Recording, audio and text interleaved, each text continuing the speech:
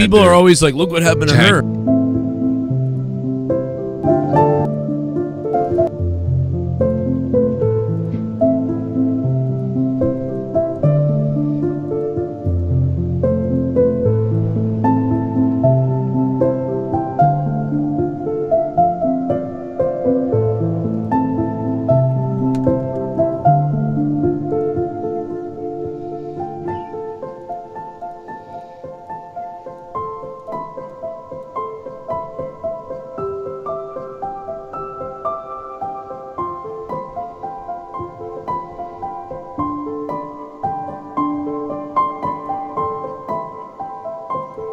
What's up, everybody?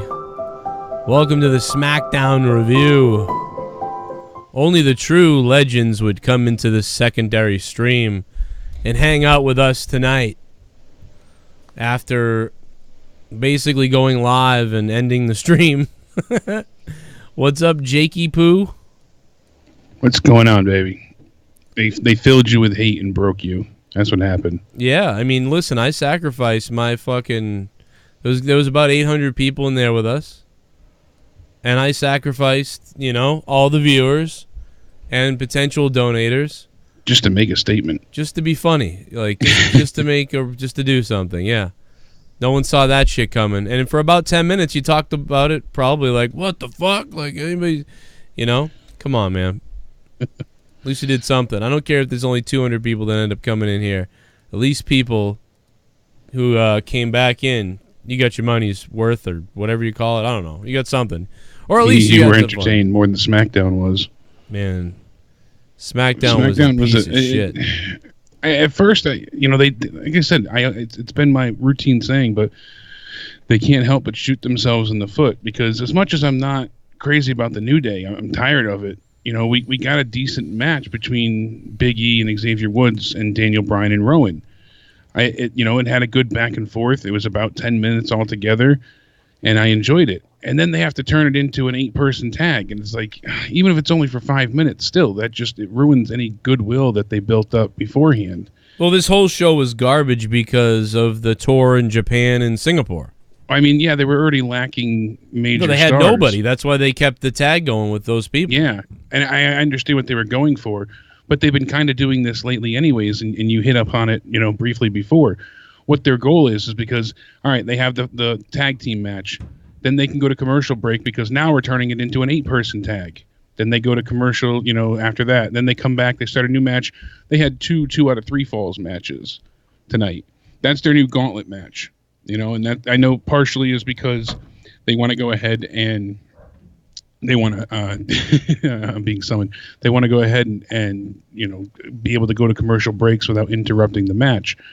But they did do the picture-in-picture during some matches anyways, so it's confusing. Why not just do that during matches? If that's your game plan, why not just do the picture-in-picture instead of having to stop the match and restart it when you come back? Yeah, it's like every second we had to hear fucking, oh, they're going to restart and reset the match. It's like, okay, this is already old. Yeah, already it's frustrating, and it's just like the gauntlet match stuff. You know, it's been overused this quickly.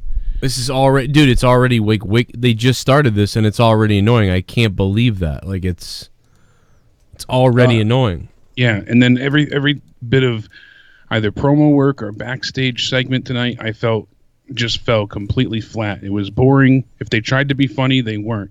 If they tried to be serious, it came off cringy. Like there was nothing redeemable, or redeeming, I should say, about anything that they attempted tonight. The Miz and Elias felt like, you know, 2 spoiled brats, you know, kind of poking fun at each other. It didn't work. Didn't feel serious. The Miz didn't seem threatening, and Elias just felt like a spoiled brat. Like, oh, you can't tell me what to do. You know, that kind of idea.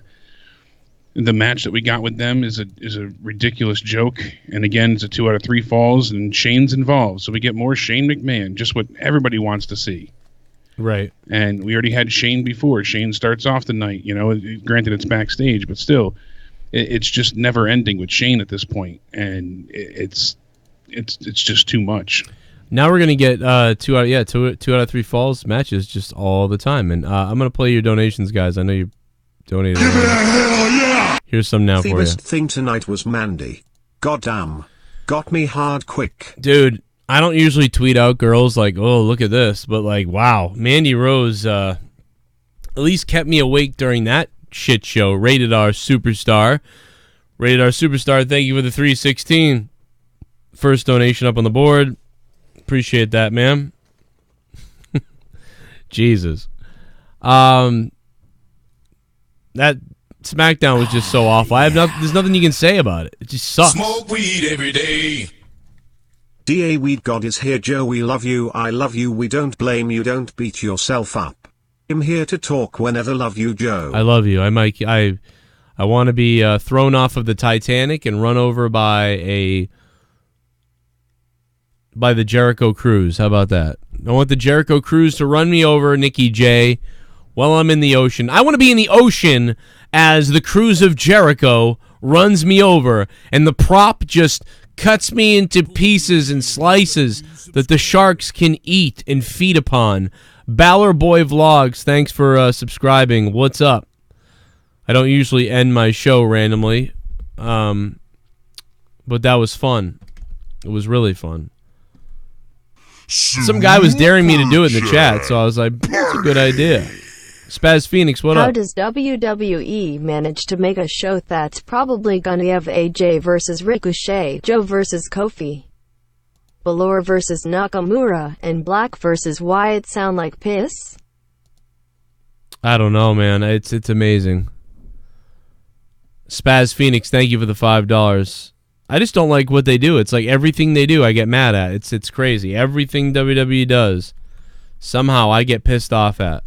It's like even when they do, even when you're like, oh, I hope they do this, then they do it, and it's like I'm still mad because they still screwed up. Something about it is wrong, and it still makes you upset.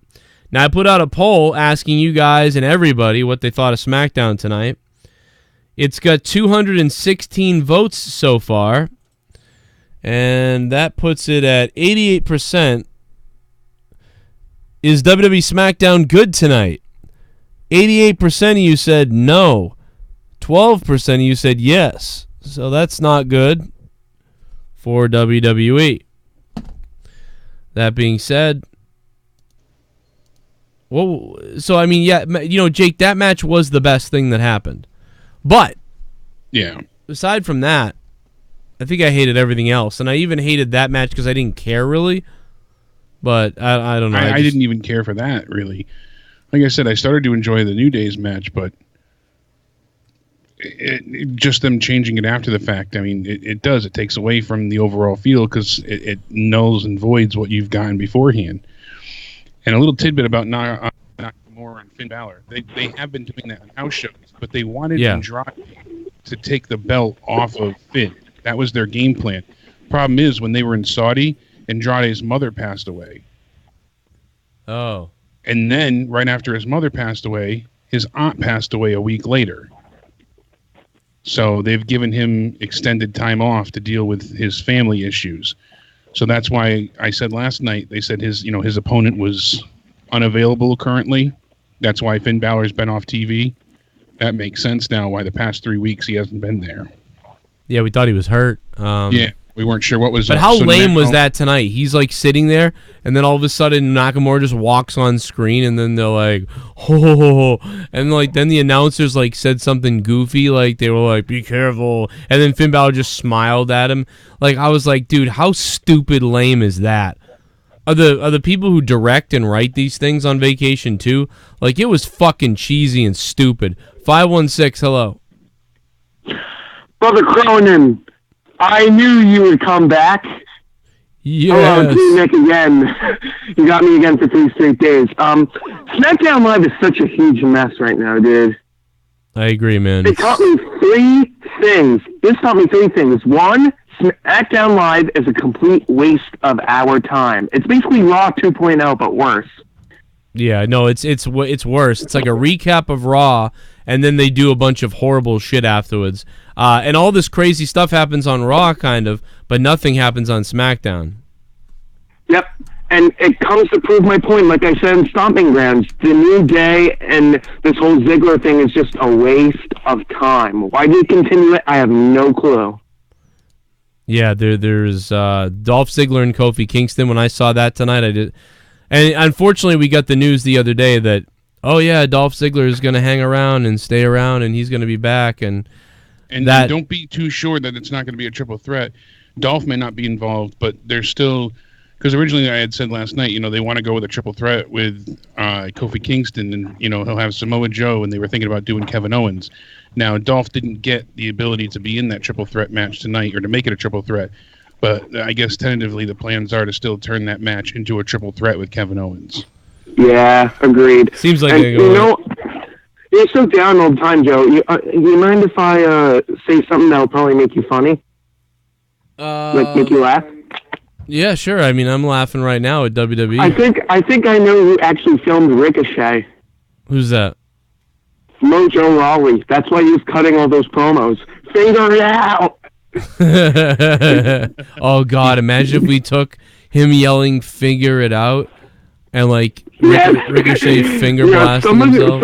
Somebody should seriously do that. Like while he was doing the whole video thing, how they always. I remember during the page leaks, they did a JR thing where JR was basically commenting over the thing. They should have somebody come and have like Mojo Rawley say "Figure it out." Oh, dude.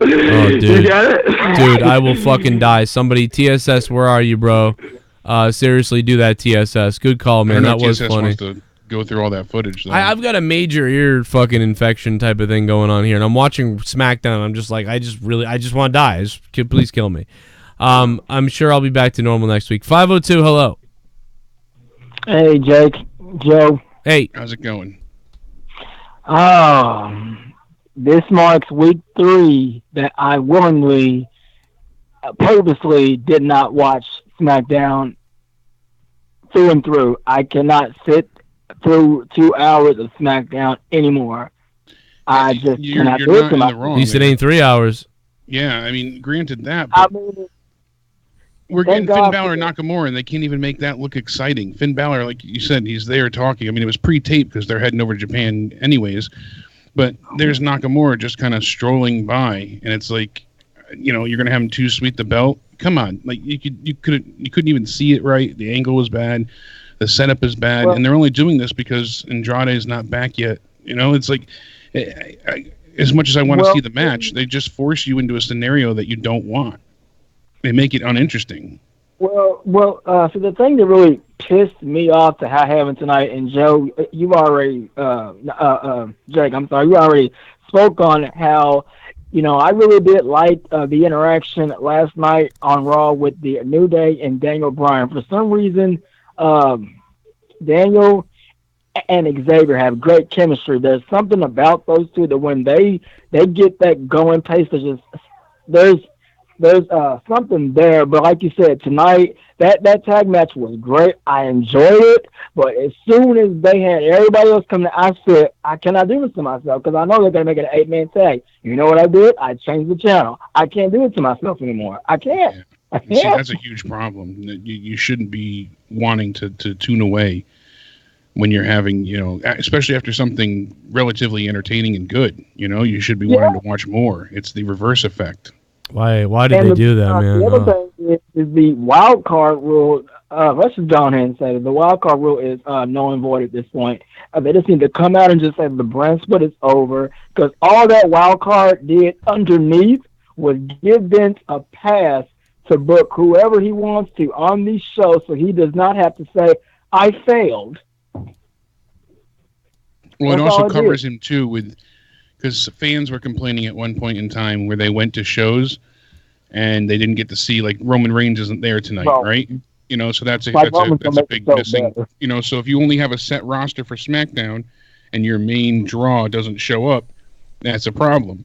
Well, now they can say with the wild card rule, you don't know who's going to appear. That also covers them as well. That's one of the benefits. They probably do it. They could do it off air too. They could be a dark match, and you could just say, they don't even need to say anything anymore. At least like Ember Moon is alive.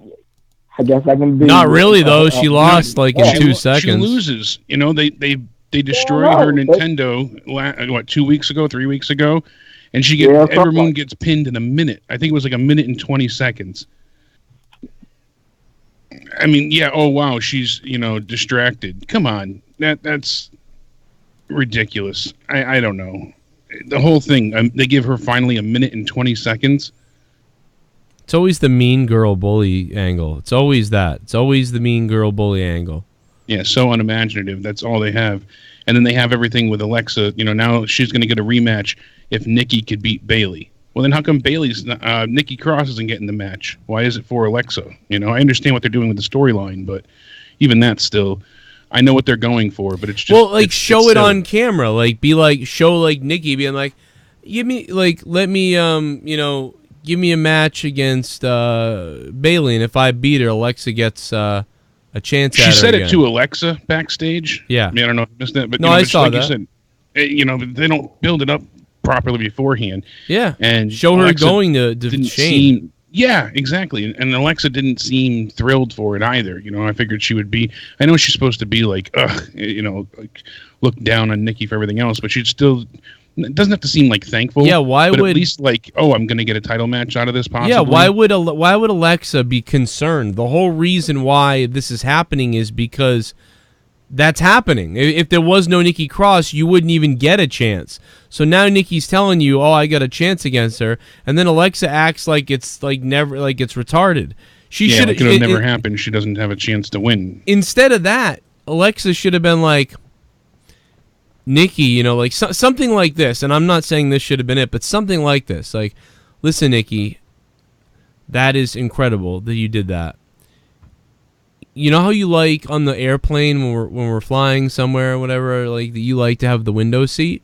You know what I mean? Like if you beat her, I will let you have the window seat for a week, or something like that. Or just something where she's like, because Nikki was saying, "Don't you believe in me? Don't you believe in me?" Right. And she even started to say, "You have to win by any means necessary." Yeah. But then they even trailed off of that. Just she could have say focused that. on. Think of all the nasty stuff that that Bayley said about you, Nikki. Look at all the nasty stuff she said on social media. Well, she said it before. Oh, I'm blocked. I can't. Focus on that thing. Dude, that's what you were going on beforehand. It'd be great is if Alexa Bliss copy and pasted her tweets and changed them and made it look like she said stuff about Nikki Cross that she didn't. And yeah, that would be smart. That'd be funny. Anybody can inspect Element and change something, so you can't tell me, Alexa can't pull that off. And certainly she could. She got Nikki Cross all pissed off about all these tweets, and she's like, I didn't tweet these out, and she's like, they're right there, but we knew that Alexa faked them. Stuff like that, like a fake tweet, like she went into Windows Paint and fucking deleted it and then wrote her own thing and made it look like she tweeted it when she didn't like something. You don't even have to go that far. Like Bayley's in the shower in the locker room, and Alexa takes her phone and tweets something out. Yeah, that's even easier because that's hard to kind of convey what I was just saying, like pasting and typing. Yeah, just take her phone. That's even take her way phone. better. She tweets it out. She puts the phone back, and she tweets it at Nikki Cross is a terrible wrestler. Something like that. Oh my God! See right there, this is already better. What the fuck are they doing? I don't know. But even that stuff is but it's always Mean Girls. It's always Mean Girls, bully time. Ha ha. Dude, how about Sonya Deville and Mandy? It looked like Sonya Deville was going to try to fuck Mandy in the ring. Did you see that? Yeah, she looks at her all, passionately. And sexual. Like I said, when she, I forget who she pinned, 2 weeks ago, but when she pinned the girl in the ring, it was like, holy shit, she looked like she was ready to just muff dive and a half. Muff dive and a half. She was wanting it bad. She, like I said, I've never seen such a forceful pin. She slammed, I forget who she was facing, but she slammed her ankles over her head, and I was like, Jesus, she wants it bad. Dude, you just fucking killed me. Super chat. Super chat. Did anyone notice those puppets popping up? Yeah, I mean, they did it last night on Raw, so they did it again tonight. So again, another redo of, Raw did it last night, now they'll do it. Andale Peasy, what's up, bro? And thank you guys for coming on over to the relaunch of the review. I'm sorry about the last one. I just thought it'd be funny to go off and act like a psychopath. And then I saw a couple of people write in the chat it could end right now. And then I even saw someone say, shut the fuck up and review it. So I went, all right, I'm going to end the show and see what make people go, what the fuck? Fox Network is regretting buying SmackDown Live. I mean, I don't know how they couldn't be. I don't know how. I mean, I'm assuming that maybe they... I mean, I guess they're going to get a different product when in October. I mean, I don't know. It's the Costanza. Thanks, bro. Concerned with this stuff right now. That's the sad part. They're more concerned with banning, code breaker. No one's allowed to say, code breaker. Yeah, definitely can't say code breaker. If that move's done, it's things like that they can't. Well, dude, here's the other thing. There's been a debate, right, Jake, about whether they did this to fuck with Jericho. But you're not telling me out of nowhere the guy's in AEW, the guy leaves the company, and all of a sudden Ricochet is doing the code breaker, but he's not doing it as a finisher. It's a setup move. So that's even more shitting on it. Super chat. The hell with SmackDown. Here's some money, Joe. Thank you, Triple Gaming. And it may even be... Thank you, Triple Gaming. And it may even be the type of thing where someone in the back was like, hey, Ricochet, you really need like a setup move for that or whatever. A good move would be like double knees to the face. Like the Chris Jericho's code breaker. You should do that to set up in the corner. And Ricochet might have been like, yeah, man, that's not a bad idea. That would be pretty cool. Yeah, so we want you to really do that as the setup move. Okay. Yeah, man, all right. And then Ricochet might have on his own been like, hey, Jericho, is it cool if I'm like using the code breaker? I mean, I don't know if that's the way it went, and it may just be a straight up he asked him and he said okay, and it was all Ricochet's idea. Yeah. But it's just kind of weird, you know what I mean? The timing of it is certainly perplexing. A little bizarre. I mean, there's a lot of, conspiracies around it, but I mean, it could be Vince being just spiteful because we know he's very spiteful and vengeful, and him going ahead and saying, oh, you're going to do this now, and sure, okay, but then Ricochet feels guilty or doesn't want to, split any hairs, so he gets in touch with Jericho. Or it could just be Ricochet wants to do the move, he likes it, he thinks it'll be a good, addition to his moveset, and then he asked Jericho for permission, but no matter what, at least he reached out to Jericho, so yeah. I'll give him credit for that. People are saying the Revival do it as well. I mean, Shatter Machine is basically... But that's a finisher, too. Their finisher is the Shatter Machine, right? And that's basically an assisted a spike code breaker almost. And... yeah, but because it's a duo, it's considered to be a different It's like maneuver. different, but yeah, it is a code breaker. Yeah, it's... anytime you have a duo do those kind of things, it's considered a new move, which is funny because it's the same move, but yeah, it's weird. They do treat it differently, and I even treated it differently because I wasn't even bringing that up, And I forget who called last night talking about Jinder Mahal. We had the one caller. I think it was the Mayan Jin that had called in talking about Jinder. Probably his dad, yeah. Yeah, but funny enough, Jinder apparently re-signed with the company a new contract, a 5-year deal. Yeah, talking about that. And he's going to remain, until 2024. I know you had mentioned it earlier. Who cares? But it's like, wow, they're keeping anybody because what worth does he have currently to the company? He's just a jabroni, and so isn't Mike Bennett at this point, and he got 5 years, and they don't even do a damn thing with him. Yeah, and Drake Maverick's calling, Mike Bennett, Kanellis, however you want to put it, the biggest bitch on 205 Live. Yeah, that's weird.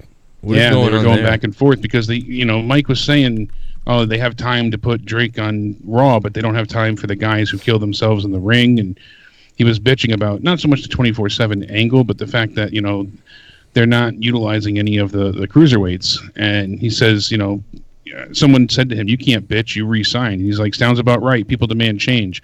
I re-sign, I fight for the change on 205 Live, the actual wrestling show, and it's called bitching. You people crack me up. And then Drake responds, you crack me up as you're the biggest bitch on here out of everyone.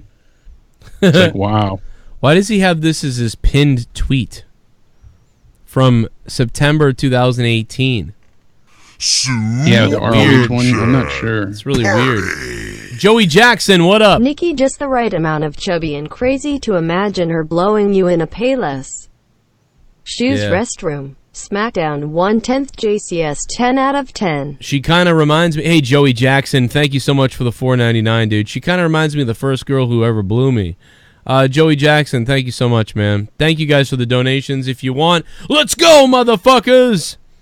Now, I know that I kind of ended the show all weird and shit like that, so I get why the donations may be down.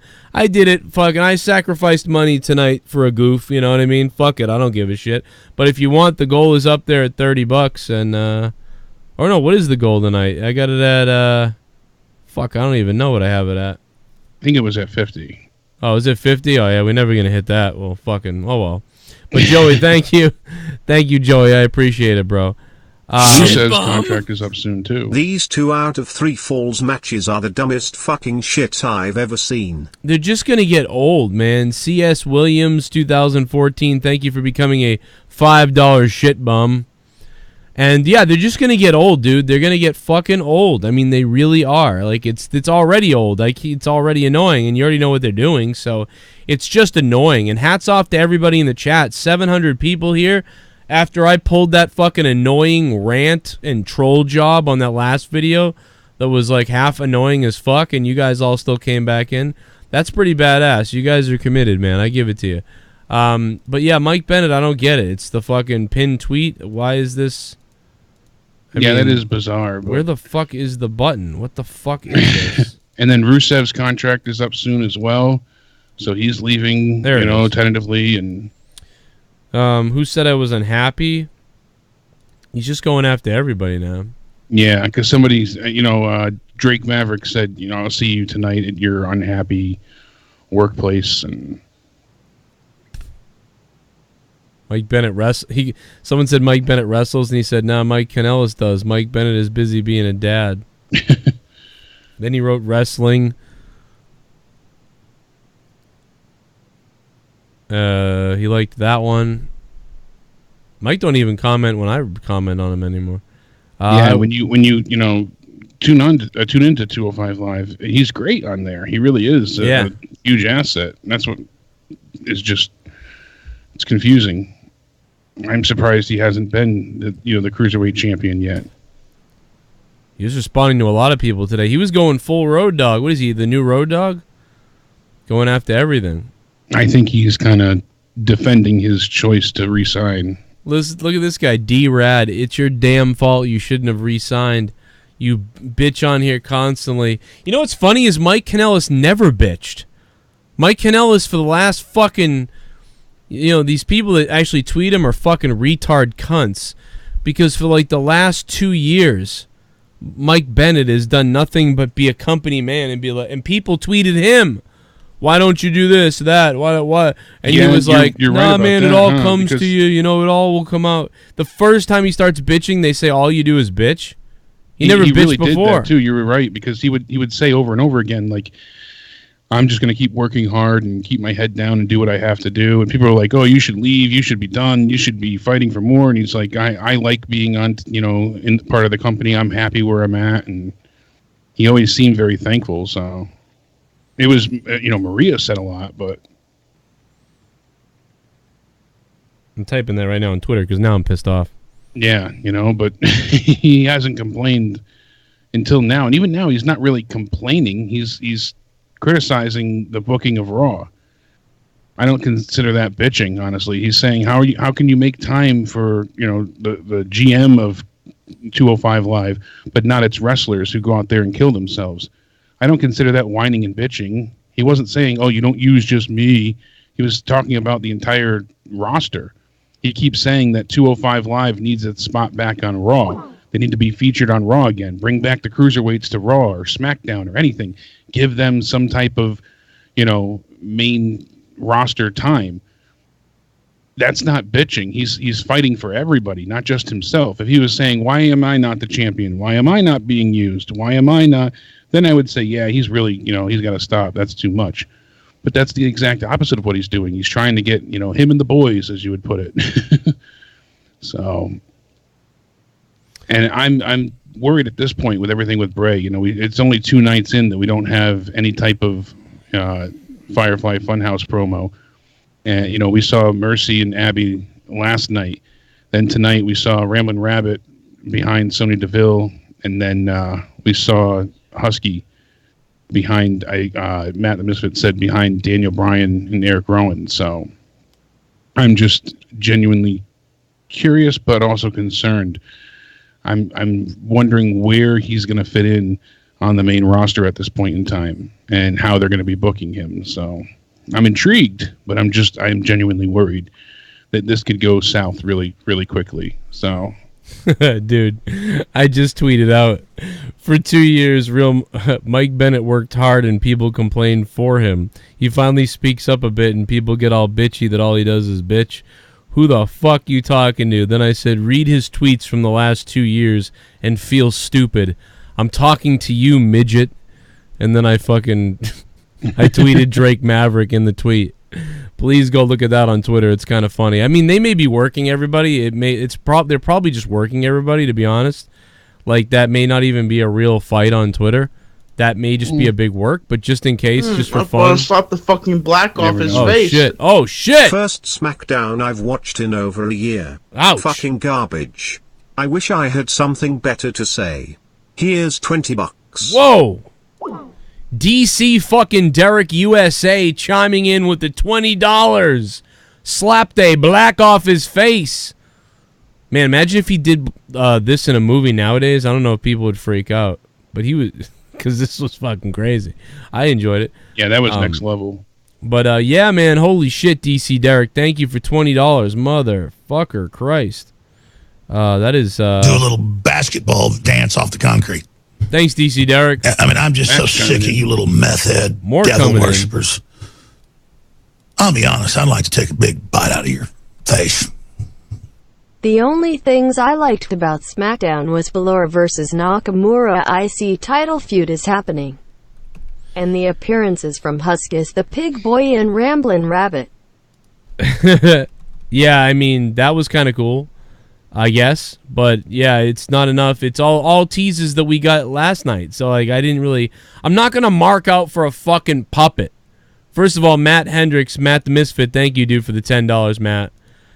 I'm glad they're showing the puppets, and you know, at least they're doing that much. It's like a little Easter egg. I liked it. I'm not arguing that much. Yeah, I like it too, it's eerie and it's ominous, and you know, Bray's coming. I get that. I'm just really concerned. Where is he gonna fit in with all of this now? Super chat. I'm depressed and feel dead inside. Have some cash. What the fuck?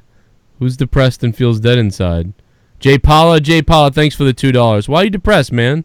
What's going on? I think everybody's depressed. Everybody's depressed because of WWE. Here's to the $50. Gold didn't watch SmackDown, but I tell you one thing, I am not invested. Oh shit, in nothing in WWE at all. Side note, anything for Roman. I am sick of this product. Nate from VA804. What, dude, Nate, what's up, man? Holy shit, he dropped a goddamn bomb. I mean, $40 is a bomb on a SmackDown review. That's crazy, dude. Nate, what's up, man? What the fuck? I already got to change. I just put DC Derek on the largest donation. And unfortunately, the stupid thing up there doesn't count super chats. So that it's not, the bar is not even going to go up. But we basically reached the goal, which is... You crushed it. We destroyed the goal. Thank you, Nate from VA. That is, wow, holy shit, dude. A $40 super chat. Holy shit. I guess I didn't cost myself money tonight by ending the stream and getting a laugh. Thank you, bro. Holy shit, man. Nate's right. You know, there is, you know, it is anything for Roman. But this time, I don't feel like it's anything for Roman. Really? When you genuinely think about it. What do you feel like we got a bit of news that you reported on earlier and then I found out a bit more of. But WWE broke another record, Joe. You know, typically pay-per-views do 16,000 buys minimum. That's usually the lowest. 16,000 buys on pay-per-view is the minimum. Yeah, that's usually the minimum. They didn't even do 10,000 for Stomping Grounds. Yikes. They did just under. It was 9,800. So this is an all-time record for least bought pay-per-view for WWE. I want to know who I the believe idiots... that's lower than December to Dismember, too. So congratulations. Wow. And on top of that, you know, the actual attendance Remember, no numbers are wrestling out during commercials for the weekend. Good, Matt the Misfit. Yeah, no wrestling during commercials. So you got to have 2 out of 3 falls to restart the match, which is the same thing as in the middle of a match going to the outside anyway and just having an attack on the outside. So why change it? It's, I don't know, whatever. I'm sorry, Jake. Go ahead. No. He's right though. It's so pointless. You know, just we're going to the outside. We'll be right back, or we have to restart the match. That just feels more ridiculous. It's the same thing pretty much. So it's kind of like, well, don't even bother doing that then, because it's the same thing.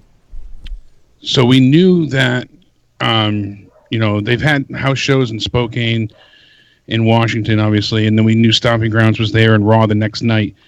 So the Tacoma Dome for Stomping Grounds, we knew it was tarped off, but I don't think we realized how heavily.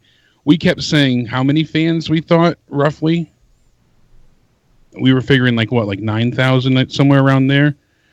Well, really, it ended up that they sold 4,000 tickets.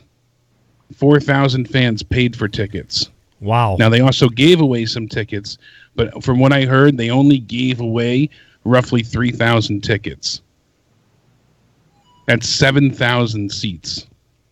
To what? To the pay-per-view? To the pay-per-view. But Yeah, they only sold 4,000 seats. Yeah, that makes sense. Yep. And then on top of it, only 3,500 people showed up at Raw in Everett last night, and the house show had 3,000 fans. Dude, I can't even believe that the house show had 3,000 people. How did that happen? And that was in Spokane. And the reason they didn't do the show in Seattle is because the Key Arena is currently under maintenance. It's being renovated. So, they said that hurt sales numbers, but I don't believe that that's a cause at all. I genuinely believe that it's just lack of interest in that, Seattle area. And because people, it's not that much, longer of a drive and further to travel. So if you're going to go an extra, 20 to 40 minutes, it's lack of interest everywhere. I mean, like if other arenas, like 3 or 4 levels of the hard cam side are tarped off, then it's no doubt that in kind of bumblefuck Washington, that you're going to only be able to sell half the arena or less. I mean, yeah, that was far less than half, and 12,000 would have been half. That's crazy. Like, I mean, dude. There's a reason why a place has 23,000 seats available. So that place must be able to fill that at some point. There must be a demographic of people there. I mean, you don't just build a 23,000 seating dome if people aren't going to ever come in it. So, for them to do 23,000 seats available, the funniest thing about the whole thing is one of the largest arenas they will work all year. One of the largest arenas they'll work all year in as far as pay-per-views go. Right? There's only going to be like 13, 14, 15 events or pay-per-views a year. Probably that is the second or third largest one we'll see all year. If you count Saudi Arabia, I don't know, but it's top 5 all year. And the funniest thing is it literally sold less than if they were even in like a tiny building that could only hold 14,000 people. The 14,000 people arena would have sold at least 8,000 tickets. This fucking place undersold that, yet it has the capacity of 2 times that. It's fucking crazy. Like, I mean, it's insane. And December to Dismember, which is often considered the worst pay-per-view in WWE, history, they had 55,000 domestic buys on pay-per-view. And they had 4,800 people in attendance. No WWE Network then, but yeah. So if they said if you averaged out for the network, because it was 90,000 pay-per-view buys worldwide, if you averaged it out for the network and everything, it would have been about 14,000 buys. So it still would have beaten. So I think can we really? And I'm not talking about the quality of the show, right? I'm not talking about like the matches and those type of things, but as far as attendance and interest, we can say without a doubt that Stomping Grounds is maybe the worst WWE pay-per-view of all time.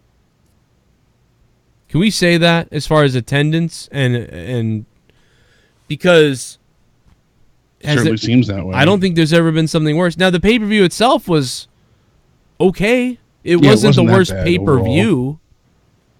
Like quality-wise, it wasn't that bad.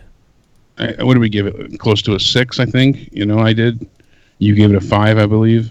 Yeah, I mean, it was at least like it was a failing grade, but it was shit bum. All right. Damn, lost my belt. Forward Hat Joe for the win. Please call Tommy North Carolina as Jake the Snake.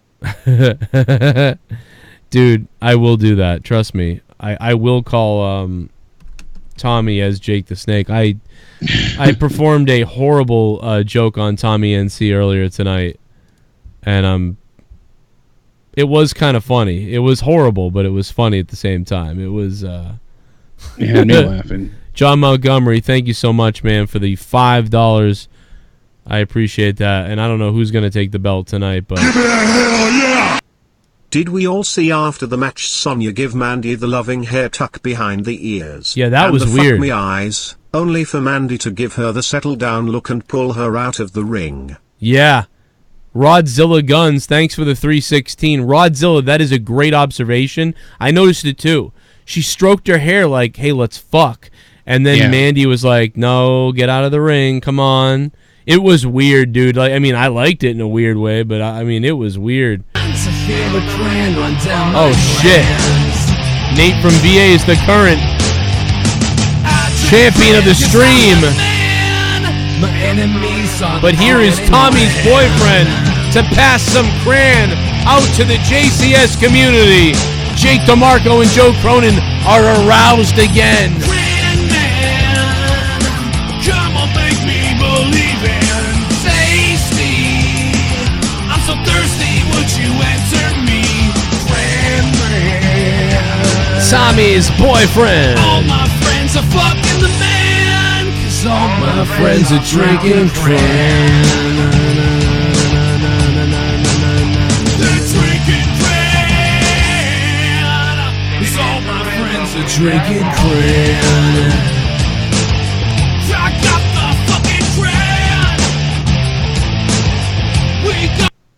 Joe, is your dog gonna make it? I'm watching Ricochet finger blast his anus with my BF. Tommy's boyfriend, thank you for the $17. You can never get enough Ricochet. Rick-a-gay. No, but I'm sorry. Thank you very much for that donation. Holy shit. I have to buy some more. I might go get the crayon. I might go make me some fucking crayon tonight. He is the perfect man to be eliminated by a guy with no legs. Sean Spears. WTF, what a boring piece of shit SD show. 2/10 I was more entertained watching Joe hate like video, but Fall please be here already because I'll be more entertained watching you soon. Love you Joe and Jake too, sweet baby. Oh man, thank you very much. That is the Cold Army, longtime supporter of the channel. We are taking phone calls in a few minutes, so I will open up the phone lines to anybody who wants to call. We will go rapid fire through phone calls in a few. Cold Army, thank you, man, for the $10, dude. Appreciate that. Holy shit, bro. Hey, Cronin, this is a bomb. Holy shit! Holy shit! A Jared Barron bomb! Oh my god, dude. Jared Barron just dropped a fucking $50 bomb on the show.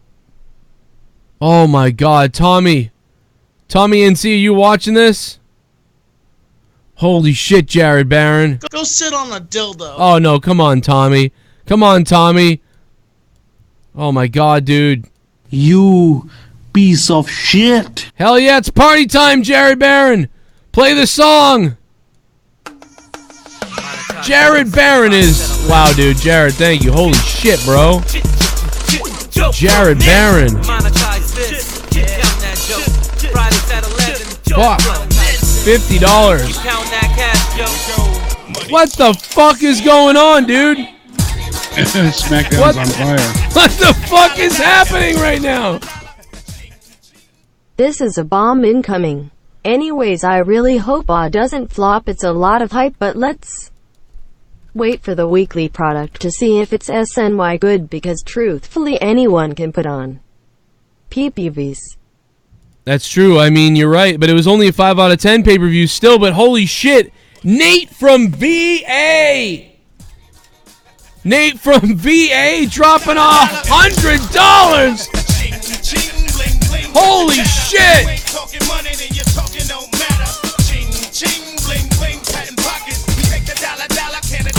Stop it. Here comes the new kid on the block. Hold on your bets. Here's where the buck stops. Nate from VA. Everybody show the new champ love in the chat. Nate from VA. And even Jared Barron is Intercontinental champ right now. Holy shit. I know you're mad because you can't stop me. And if you wonder how how this player done scooped your honey. I think she smell my cologne, it's called brand new money. Making major moves, man, ain't a damn thing funny. Pimpin' hood rats to play with honeys. They see the... They see it, they see it. Say what? Money. I'm global dollar and roll with. Holy shit. Like to go out smelling fresh and looking spiffy. Don't like clean money, I want my wrist to be filthy. Pops with that retirement fund, I can't tell till I'm 60. So what am I supposed to do? Roll and do. Steady patting them pockets, sell I'm stacking hole and two. Ching ching bling bling, catching cash and lump. It's a polo, get a jacket. What a drop from Nate, man. Thank you, Nate. Holy fucking God. You got to give it up for Jared Barron with the Barron bomb of $50 too. Super chat party. I mean, oh my God, dude. What the fuck, dude? You guys just, like, what? You just blew the goddamn goal away. Like, blew it out of the water. It's my birthday early tonight. And Jake's too. I'm going to get Jake a hooker. It's crazy. But anyway, all right, we got to get back to it. We'll take a phone call. People have been calling a lot. It's my daughter's birthday, the day after yours. She doesn't need a hooker, though. Oh, really? Well, we can... Yeah, just get her some blow. What does she want? We'll have to get her a present. Cocaine. With Nate's money. 207. Did you say cocaine? What the fuck? Yeah. 207, what's up, man? Present for Dad. What's going on? What's up? I'm good. Yeah, I've been watching your show since 2013. I called before. I'm from Boston. Dorchester, Boston. Oh, yeah, dude, that's cool. Yeah, you lived right near me then, yeah. Yeah, I live in Maine now, so. Oh, shit. Well, that's weird because I used to live in Quincy, and now I live in Foxborough, so I moved away. Yeah, that's good. Yeah, I left Boston around 2016, so it's all right. It's all right up here. I'm a manager now and stuff in McDonald's, so it's all good. Yeah, I like Maine. Yeah, I'm just calling just to support you and all that stuff. But yeah, I've been watching wrestling since God knows when WCW and ECW and WWF at the time.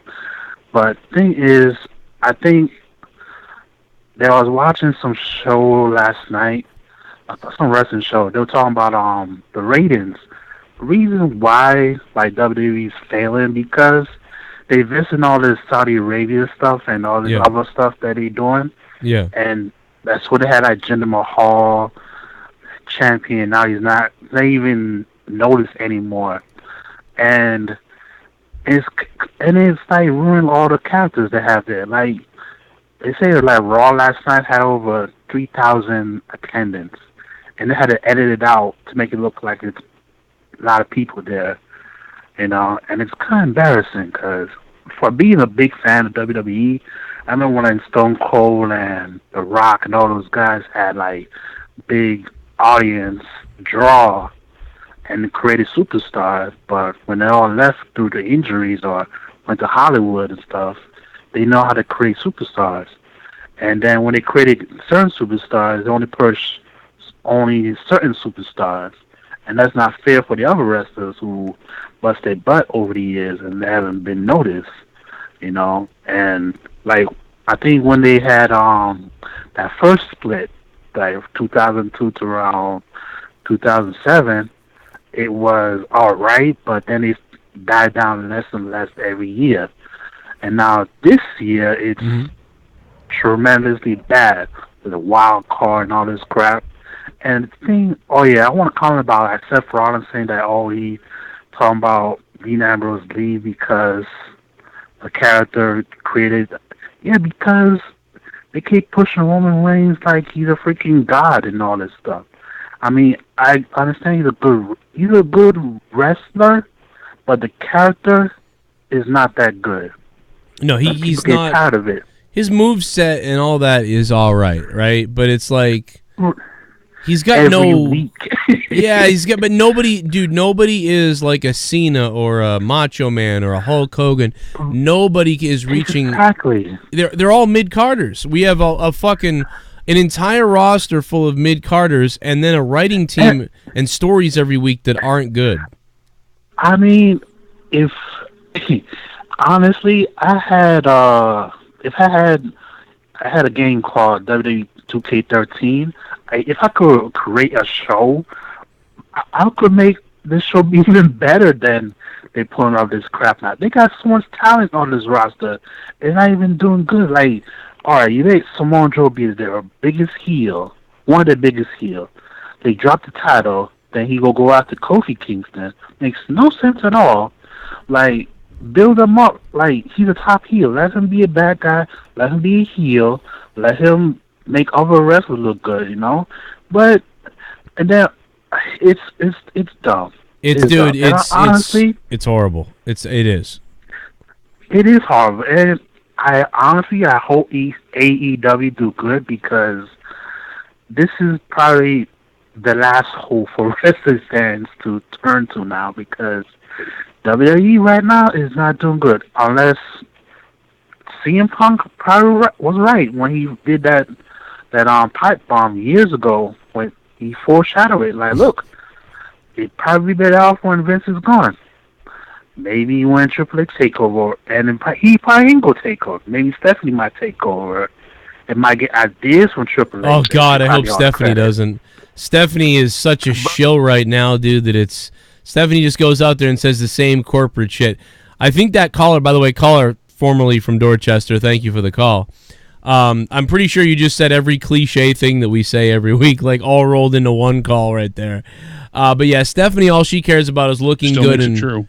Yeah, it's all true. But yeah, she'll come out in front of the board and be like, "We're WWE. We do great things. Oh, we're so amazing. Oh my God, we're WWE. Hello." My fucking ear. Mellow Yellow. The Mellow Yellow. Joe and Jake, your show tonight is way better than SmackDown. The donation bombs are a bomb. A bomb. Keep them coming. Jake needs a new pair of shoes, babe. Yes, he does, baby.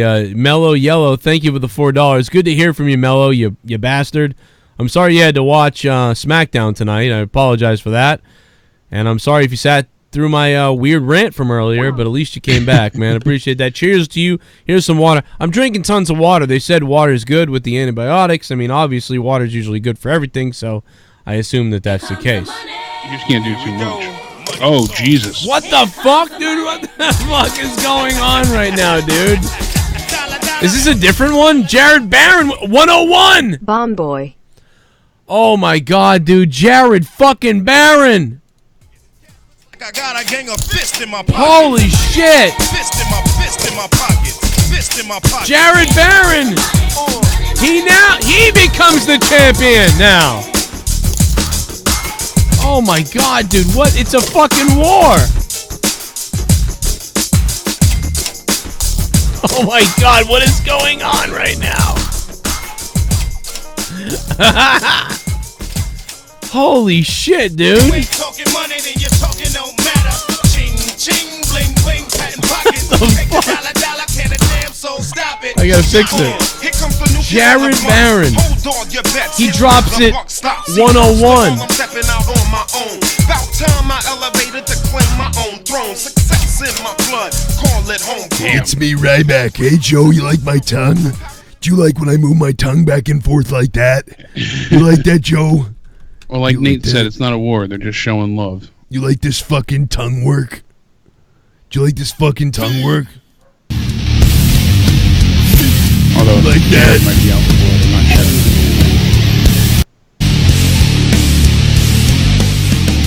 Eat your cock, 'cause I want it bad. Unbelievable. Coming down the aisle, Jared Barron, thank you, man. 101. What is happening tonight? Let me go over to the chat. Hold on a minute. Holy shit, you guys are insane right now. Look at the fucking chat, dude. Like, it's out of fucking control right now. You got fucking Jared Barron with a red bomb, Nate from VA with his $100 red bomb, and fucking Jared Barron's Pinky Poo 50 earlier. And then, not to mention the 40s earlier and shit. What in the shit is going on, dude? Holy shit. Luis, thank you very much for subbing to the channel, man. Thank you very much for that. 69 in the chat, guys. Make some noise for Baron and Nate from VA, who are having a battle to see who takes the championship home at the end of this stream tonight. Phone lines are open. Like I said, Jared might be on for blood, but Nate said he's not here for a war. He's just showing some love. Yeah, I definitely... but Jared might be going for some... yeah, Jared's going. Punches. I mean, no, it doesn't even matter at this point. You guys have just fucking... God, you paid for the show for the next 3 days at least, so there you go. Damn straight. Wow, man, we blew that fucking record away. Earlier I was like... It's good for a SmackDown, baby. Probably not going to see 50, and then these motherfucking crazy bastards pull a 450. Yeah, so I mean, anything else? I mean, I give SmackDown a fucking 2 out of 10 tonight. I don't know. That's exactly what I was going to give it. We said before, anything for Roman, one of the donators said, and usually I would agree, hands down, 110% of the time. But he's not focused on. Yeah, he's not even. But not. I'm not talking just about SmackDown tonight. But we even said it kind of too. Like that was my first thought and yours. I know last night with the Undertaker being there, and I'm like, it just doesn't fit. Why is the Undertaker? But it's not to elevate Roman. It's just because of the low ticket sales. The ratings. That's all it has to deal with. Yeah, it's the ratings. Yeah, no doubt. It's not even that anymore. It's just who can we do? John Montgomery coming down the aisle. Jake the Snake. Jake the Snake Roberts. John Montgomery, thank you for the $5 and becoming a $5 shit bum. Give it up for Jared Barron, man. Holy motherfuck of hell. Apparently they're going to try and pull out a few more surprises as well to help garner interest for the pay-per-view. I wonder how ticket sales will do this time. They're going to try and shake things up a few times. Besides, because that's why they didn't usually they would advertise the Undertaker when he returns. They did this to make it a surprise return to help boost interest for the pay-per-view.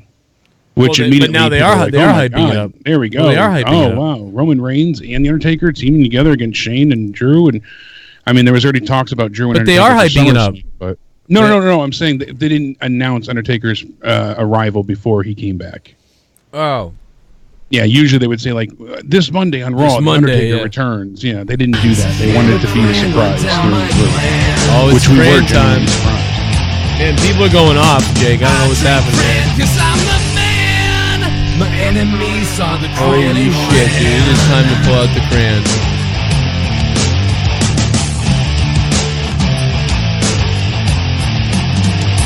Crayon man, come on, make me believe in tasty. I'm so thirsty, would you answer me? Crayon man. The Baron Bomb is back. All my friends are drinking cran. Is that fuck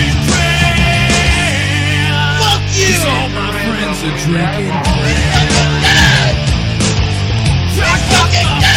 cran. Joe, can you make a song for Nate and me? Can I make a song for Nate and you? I'd call it Battle. That's what I'd call it. About, the people are smelly. Super chat.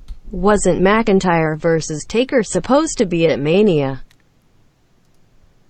Wasn't McIntyre versus Taker supposed to be at Mania? I mean, maybe. I mean, that was discussed at one point, and that was scrapped. That's why they're considering doing it for SummerSlam instead. I mean, SummerSlam or Mania at this point would be. I would see what they would, why they would do that. Well, they wanted it at this Mania originally. Oh, at last Mania that already happened? Yeah, this past one. And then that fell through, and that's why The Undertaker, didn't have an opponent. They didn't have any plans, but that was tentatively the original idea. Yeah. To have that happen, so. And that didn't work out. And that's why we saw Roman, take on Drew instead. All right, here's your song. Oh, that's not it.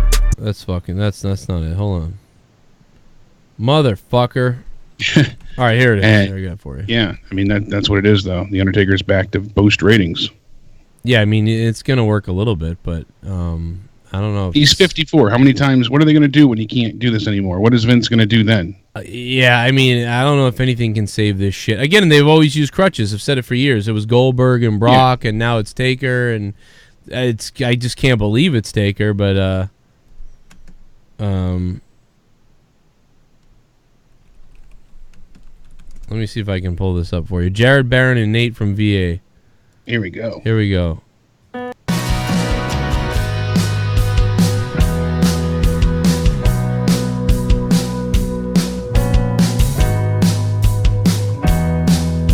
I know you love each other so. I know you want it in the asshole. Nate from VA and Jared Barron. Nate from VA and Jared Barron. They swallow each other's load. They swallow each other's load. They swallow each other's load. They donate to the show. Nate and Jared. I'm sorry. No, but thank you. There's your song.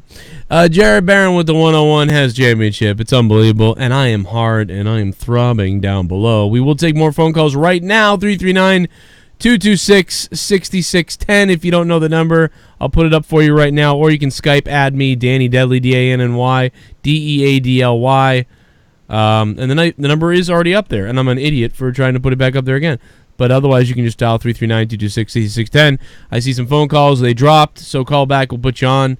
Any other news or anything you wanted to talk about, Jake, before I go into my thing here? About nothing really, but... I mean, I thought Shane McMahon had a pretty good promo to open the show. I thought that was kind of cool. Yeah, that wasn't bad. And it's funny how, sneakerheads were going nuts that he's just running out and getting beat up in, $2,000 shoes. He was wearing the, what was it, the Air Force Ones at one point. They have the lettering not for resale on the side. Right. And it's like $2,000 for each shoe, not the pair, each. for each shoe, yeah. Each shoe, Yeah. It's crazy, but they're highly sought after. Right. And for him to just go out there and actually be wearing them, sneakerheads are like, that's like the holy grail of shoes, I guess. Dude, can you imagine Shane's fucking, he just wears them to the ring. He's wrestling in them, and some other guy would have him like in a glass case, like in his locked up box. And what the fuck? We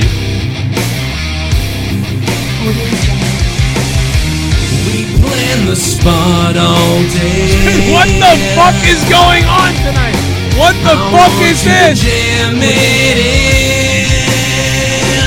Oh my god! It's in your bunghole. 200 from Joe Cronin's cock must win. I haven't seen Joe Cronin's cock must win in forever. My god, he's returned to the show. Oh my god. Oh, it's in your bunghole. Audio Jungle. It's been a long time, but I still watch from time to time when I can. Sorry, I have been very busy. You are awesome. RKO out of nowhere bomb. Woo. Holy shit! Dude, Joe Cronin's cock must win. I haven't seen him in fucking... I don't know how long, like at least 7 months or something, or 8 months? Yeah, it's been a while. Oh my god, Joe Cronin's cock must win. Thank you very much. Hot damn. Oh my god, dude, that's fucking crazy to hear from him. With a massive donation to chime in. That is a huge bomb of a donation from a guy who was legendary for a couple months. Thank you, Joe Cronin's cock must win. My god. It's in your bunghole. God, imagine if I had just gone to bed and not done this fucking review. Here we go. Here we go. What the fuck?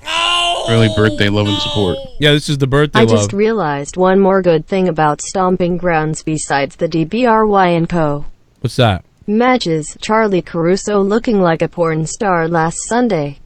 That's a good point. But isn't Charlie Caruso into women? So she's not hooking up with any guys. She's looking for the girl to scissor. I'm not sure. I think Charlie Caruso's into women. Jay Paula, thank you, Jay Paula. She was okay looking. You know, I mean, I don't really care, dude. I don't care if Charlie Caruso is hot or ugly. I just, please, like, interview people like you're not a robot. Like, that's all I care. It's not about looks. Shit, you know, it's really not in that position. Jake the Snake used to do drugs with Tommy's grandpa. It's true. Those 70s were awesome, I tell you what.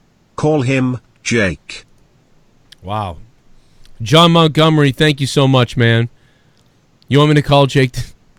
call Tommy as Jake Roberts? See, I want to prank Tommy again, but I don't want to do it now because he'll know. You know what I mean? I'll ruin it. But in like 2 more weeks, I can do it again. And I've done it before. You guys have seen me do it before. In fact, I've got 4 other calls that I've done it. I think I'm gonna put. I might put together like a 6 times. Yeah, like 6 times I pranked Tommy NC. Best of. Super there you go. Yeah. Odds Mox versus Janela becomes a hardcore match. That'd be great, Matt the Misfit. Is that going to happen? I would love that to happen. Make that happen. I'm sure it's going to be no disqualification or something along those lines. That'd be great. I'd love to see that. Man, I can't believe Joe Cronin's cock must win, dude. He is definitely taking home that belt tonight, bro. Joe Cronin's cock must win. We never found out who that really is, but although I know that... I do remember he messaged me back in the day and was like, just letting you know, I really am not anybody else. I'm just some guy, blah, blah. And I forget who that was, but I do remember he did that. 775 is on the phone. What's up? What'd you think of SmackDown, or what's going on? Oh, first of all, happy birthday to you guys. Hell yeah, man. You guys are getting more money than Grandma ever gave you. Holy shit. Yeah, dude. Take that, Grandma. Like a bandit. Thanks for that Toys R Us money, Grandma. $120 Toys R Us money. I actually did watch SmackDown for the first time in I don't know how long, and it was terrible, dude. What the fuck? Seems like a lot of people tuned in tonight for the first time in a while, and unfortunately, this is what you tuned into. Yeah, it was a mistake. Yeah. Well, the Nakamura surprise was cool, because I thought it might have been like Orton or somebody else, but I kind of marked out for that, because I'm a big thought that was fan. horrible. That was cool. I didn't like the way they did it either. I thought it was horrible. It was really underwhelming. The match it was kind of lame like that. It's set up like that, but we're going to get that match. I'm cool with that. Well, see, part of it is because I've seen the match a few times on the house show circuit recently on YouTube and whatnot, and it is fantastic what they're pulling off there. Right. It won't be on TV. Highly entertaining. So wait till we get and then Mandy Rose and hoping they do the same. Sonya Deville teasing a makeout section. I thought that was going to be... That was certainly interesting. Dude, they kept getting closer and closer to each other. I was like, oh my God, dude, I'm going to wax it. Ready. But whatever, we got treated. Oh well. It's like Rollins is getting treated by Ospreay on Twitter, dude.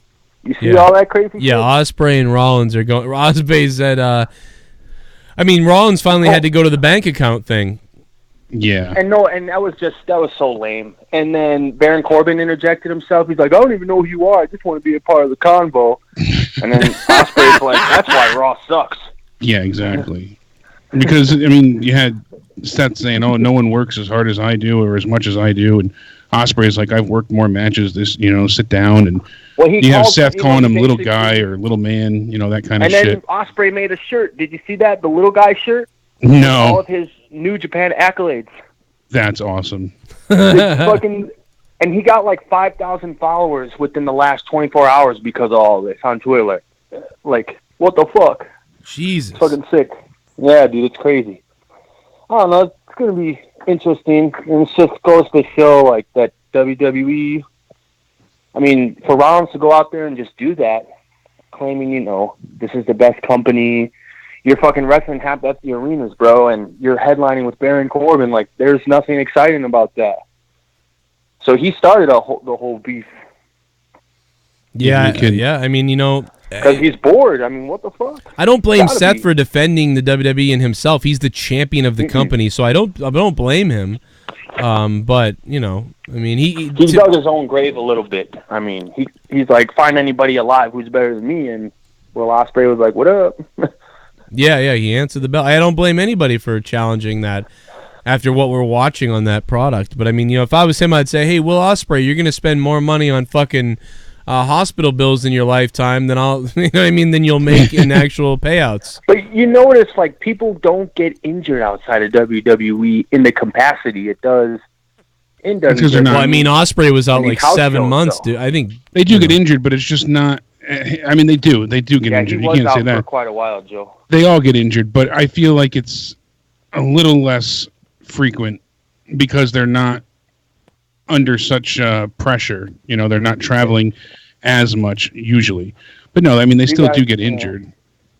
You guys, what do you think about Fighter Fest coming together? You guys gonna watch it? I suppose. Oh, right? dude, I'm ready. I'm gonna be doing Monetize this Friday night on my Corrupted channel. So, guys, make sure you guys on Friday night come over to Monetize. It's gonna be my birthday, so I'm gonna be pouring beer all over my crotch. I'm gonna be taking shots, and then I'm gonna wake up probably at 2 p.m. the next day, and then start getting ready for AEW, and then we're gonna talk about Friday Fest. Do you have like a $150 donation? You should make a Jericho one.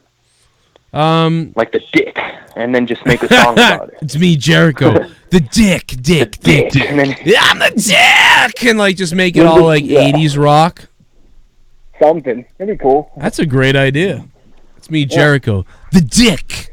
The dick. Well, happy birthday, guys. Thanks for the call. Great call, man. Thank you for that. Great idea, too, by the way. Yeah, I won't be able to watch live Saturday because of Danny's birthday, but I'll catch it on Sunday. Fucking, who cares about her birthday? Come on, like, I mean, like, here it is. Ready? I think here it is. Oh, no, I gotta have something more. I'll find an 80s song. Here it is. Oh, look at this. Oh, I know. It's probably Jake can't hear this. Look at that. It's me, Chris Jericho, the dick. It's me, Chris Jericho, the dick. It's me, Chris Jericho, the dick. The dick. It's me, Chris Jericho, the dick. The dick, the dick, the dick. Chris Jericho, the dick. The dick, the dick, the dick. Jericho, the dick.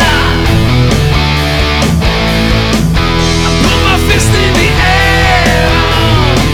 I wanna tell you that I don't care. I'm the dick. I'm the dick. I'm Jericho, the dick. The dick. The dick. I'm sorry. That's terrible. But yeah, something like that. We'll figure it out. Maybe we'll make it happen. I don't know. That's funny. I'm sorry. Yeah, we'll do something like that. We'll say the dick, and we'll say the dick, and we'll say my dick, and his dick, and Jericho the dick, and a bunch of dick, dog, and dick ass shit. I don't know. We'll fucking figure it out. I don't know. Thanks for the call, man. Good call. What else we got? Anything else from you before we go to the next song? Donator? I mean, next song, donator. Caller! Caller! Try door number 3. Dickhead. Door number 3. Oh, yeah, here we go. No, that's it. That's it. 443, 402. I hung up on 402. My bad, 402. 443's on the phone, though. Oh, what's up, 443? Hey, what's up, Joe, man? What's up, Jake? What's going on? What's up, baby? What's up? Man, this SmackDown fucking sucked, man. I agree, man. Fuck this show. I can't believe I watched this shit. Do you think that the person that was knocking on Aleister Black's door was Bray Wyatt? Because Bray Wyatt, every time when he ends his 5-5 Funhouse, he says, "I like the way. All you have to do is let me in." Yeah. Do you think it was possibly Bray? I can't believe it's him. It's going to end up being something dumb, I think. It's not going to be Bray. I'm pretty sure. Yeah. I don't know who it would be at this point, but it's going to end up being like somebody bumped into the door by accident. He's going to like open the door and then beat the shit out of like a fucking bus boy or something.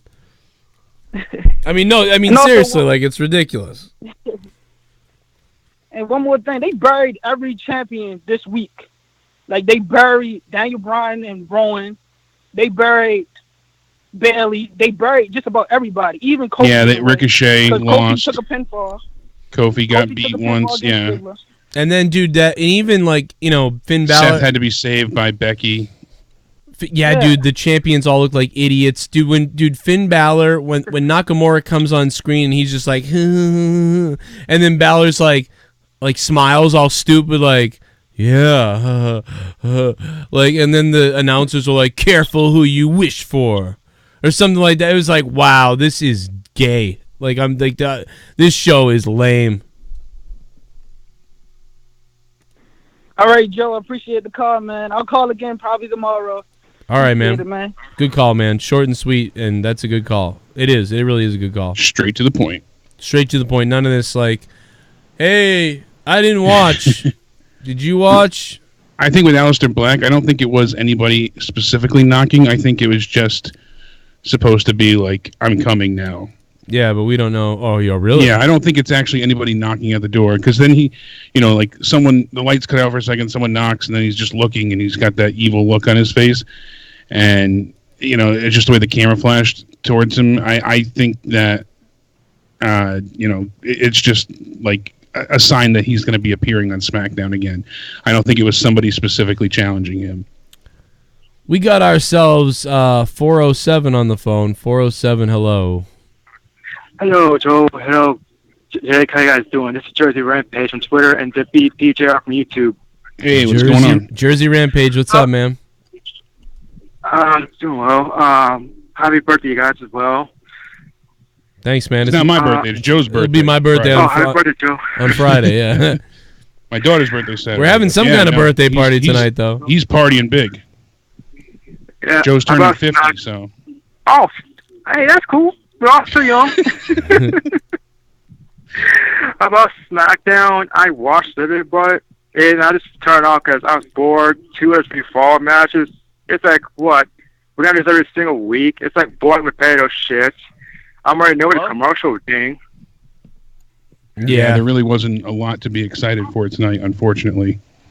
And what's these bunch rematches for Extreme Rules? You've been doing this since, what, Stomach Rounds? WrestleMania thing with Roman and Drew. I'm bored with that shit. Yeah, that's the problem. It all feels like rematches at this point, because that's pretty much all we've gotten.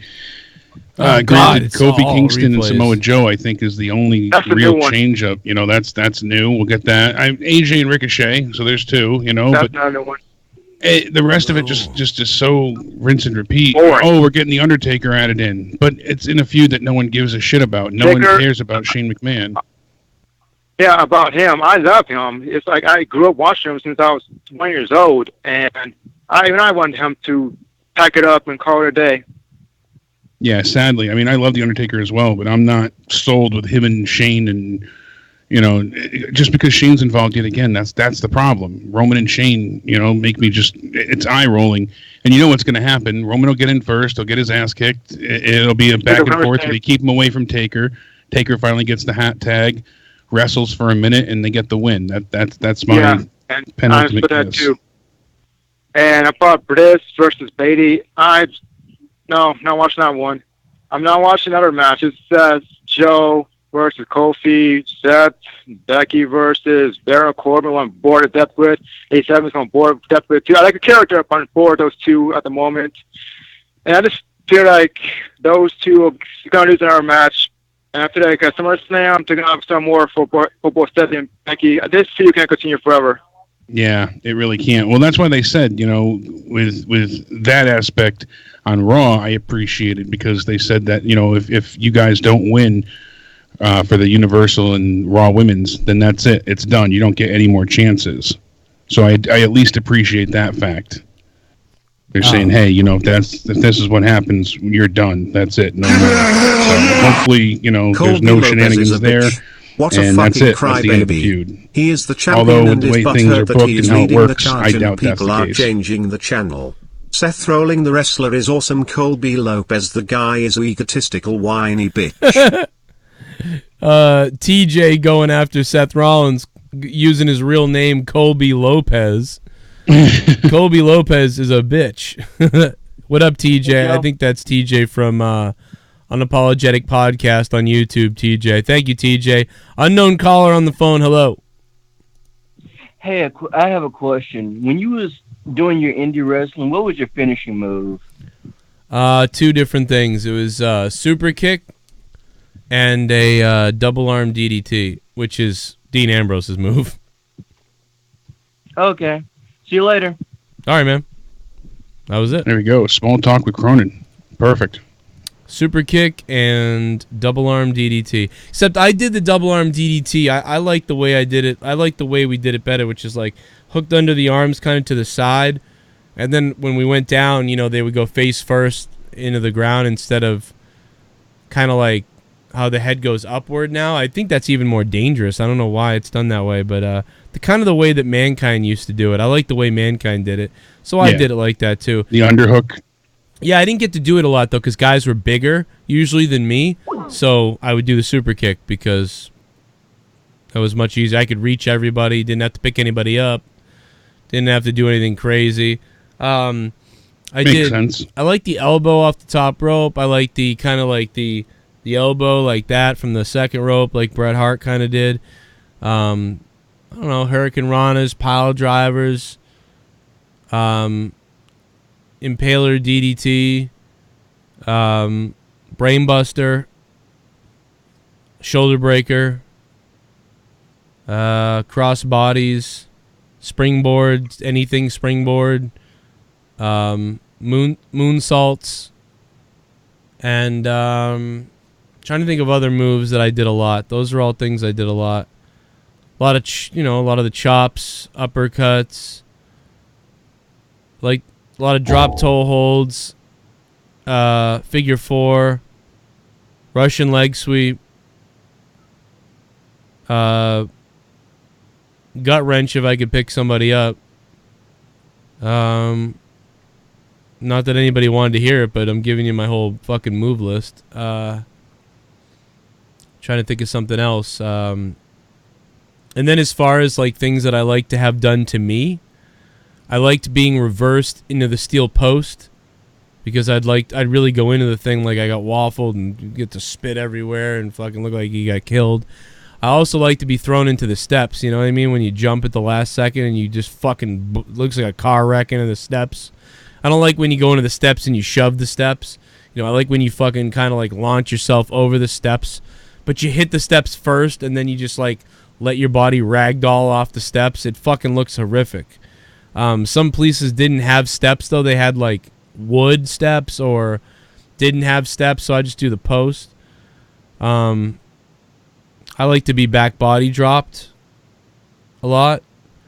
I like to be thrown sternum first into the buckle like Bret Hart would be done. I do the flip over the ropes sometimes like Triple H does when you get thrown in near the ropes.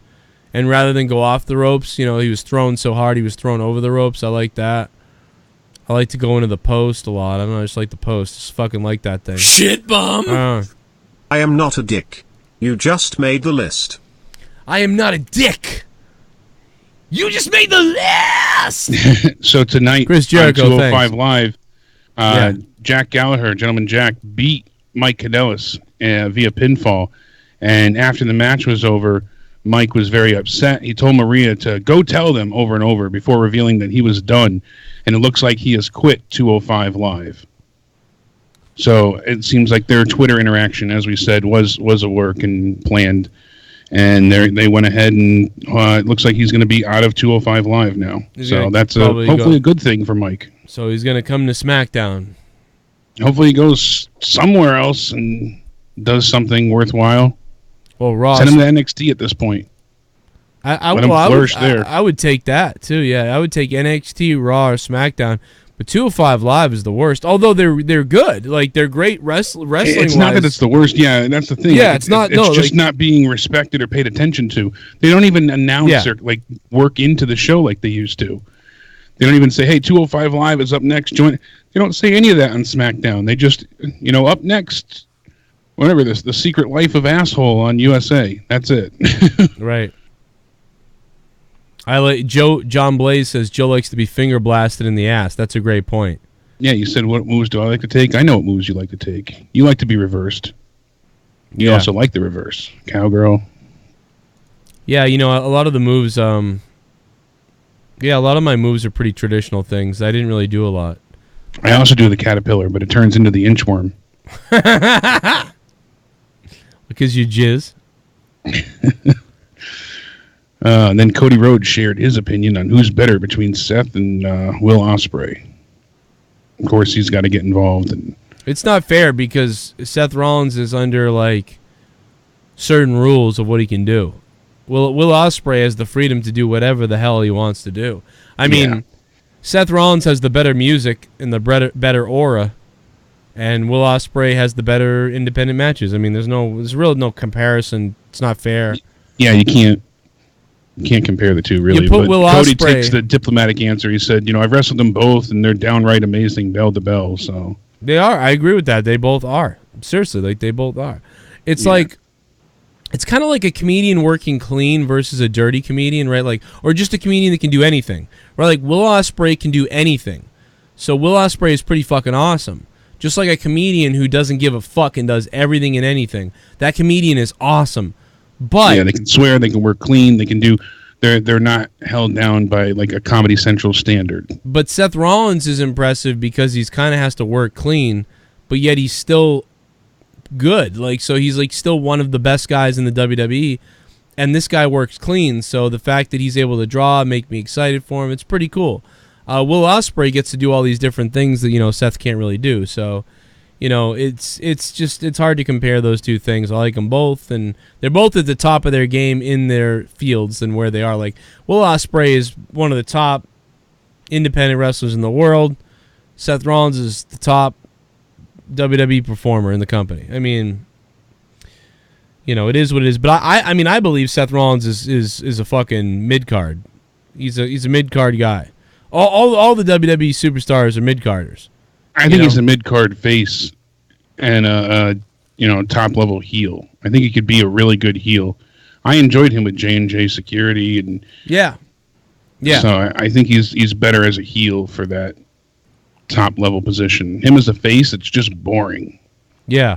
Oh, yeah, Mike, I appreciate that. I would also say a standing a standing shooting star press or whatever, and a running senton, standing shooting star press, and those are two other moves I did. I could do that now. I could do a standing shooting star right now. I could stand and run and do a shooting star onto the bear. As soon as I'll tell you what, I will tape my ankle. I will get my video camera. I'll go in the backyard or something, and I will put the bear down, and I will run, and I will do a standing or a running, or a standing, fucking either way, shooting star press onto the bear. Right now, in my fat, out of shape ass, right now, I'll do it. It's no problem. I can do it. So, I could definitely do it back then. I can do it right now. Ricochet did it the other night. They brought that up. It was a good little thing. I always loved it. I don't know. I liked it as a combo. Rolling Thunder, like do RVD's Rolling Thunder, then go off the rope and shooting star the guy. That'd be fun. Unknown callers on the phone. Hello. What's up, Joe? What's up, Jake? How's it going? Cocaine. Chilling. Yeah, so sitting there listening to this Will Ospreay and bring it down. That guy. Yes, he's still yelling through the back of a fan. He's the bring it down guy. How dare you trying to tweet my Twitter? No, but what I found funny about his whole rant, nobody really peeped it. He's actually kind of talking shit about Moxley. He kind of like he's talking about, he's saying shit like, I'm tired of all these people talking shit about the place that I've given all my blah, blah, blah. Because, see, here's what's funny. Nobody has pointed this shit out yet. It's like, dude is, they all work there. They were all in the same group. Two of them are still there. They all were like top guys at the same time. You got one dude that's been bitching and moaning the whole time and leaves, and it was like, oh, it was the worst shit ever, and everything was so horrible, wham. But the other two dudes, it's like, well, do you really think the same way too? Because how come the other two guys are not like you? Because they were all working under the same constraints. They all had titles. They were all on TV all the time. Well, they were all in. I'll tell you why. Pay-per-views and stuff. Because Seth Rollins has won multiple championships and is treated like the number one guy, And Roman Reigns was also been obviously treated like the number one guy with the biggest main events of any of them. And Dean Ambrose was told to go saw dummies privates and go get a hot dog stand, and also to have a weapons match with Lesnar that wasn't even worth a shit. And now that sounds cool if you just start the story at the end of the movie. But prior to that, let's not forget that we were saying that he was boring as fuck, doing the same match and the same suicide dive shit over and over all the time. Anyway, so out of the three, yeah, and Dean also he had some I don't want to say like clout backstage, but he had some weight that he was able to throw around, and they did give him a fairly okay run with the title. Yeah, I mean, I'm actually even kind of mad that fucking Stone Cold doubled back and seemed like he was trying to kiss his ass. And I know he just kind of wants him to be on his podcast for the listen. So he's like, oh, I feel sorry. I'm like, man, fuck that. Dude acted like a straight bitch when he was on that podcast. He could have just said, look, I don't want to talk about whatever, but nah, he was acting like, it's just, like I said, man, there's a way to handle stuff. And the same way everybody gets on Sasha, like, oh, stop complaining. What else do you want? I'm expecting Dude to get that same kind of treatment as everybody dumps on Sasha Banks and shit. And like I said, when Dude tweeted out today, burn it down, whenever he tweeted that shit about pretty much, I'm tired of everyone talking about the place. Who's the main person that's been talking the most shit? So yeah, but you know what? I don't think Sasha But he brought Banks... up Moxley directly too. He did. No, he said he took his ball and went home. He said he took his ball. That's exactly what he said about him. He said a few different things, and funny how Moxley and Rollins both said the same thing about Vince. How do I do things that I don't always want to do? Yes, but you know what? Sometimes that stuff works because I can't see things perfectly every single time. I don't have the perspective that other people around me have. Vince McMahon has been doing this 20 years longer than I've been alive, so he's got some ideas and he knows things that I just don't know and I have to learn. And Dean said the exact same thing, Moxley did, and that, as much as they don't want to do certain angles or participate in certain matches, they did it just because Vince, sometimes knows more than they do, and they went along with it.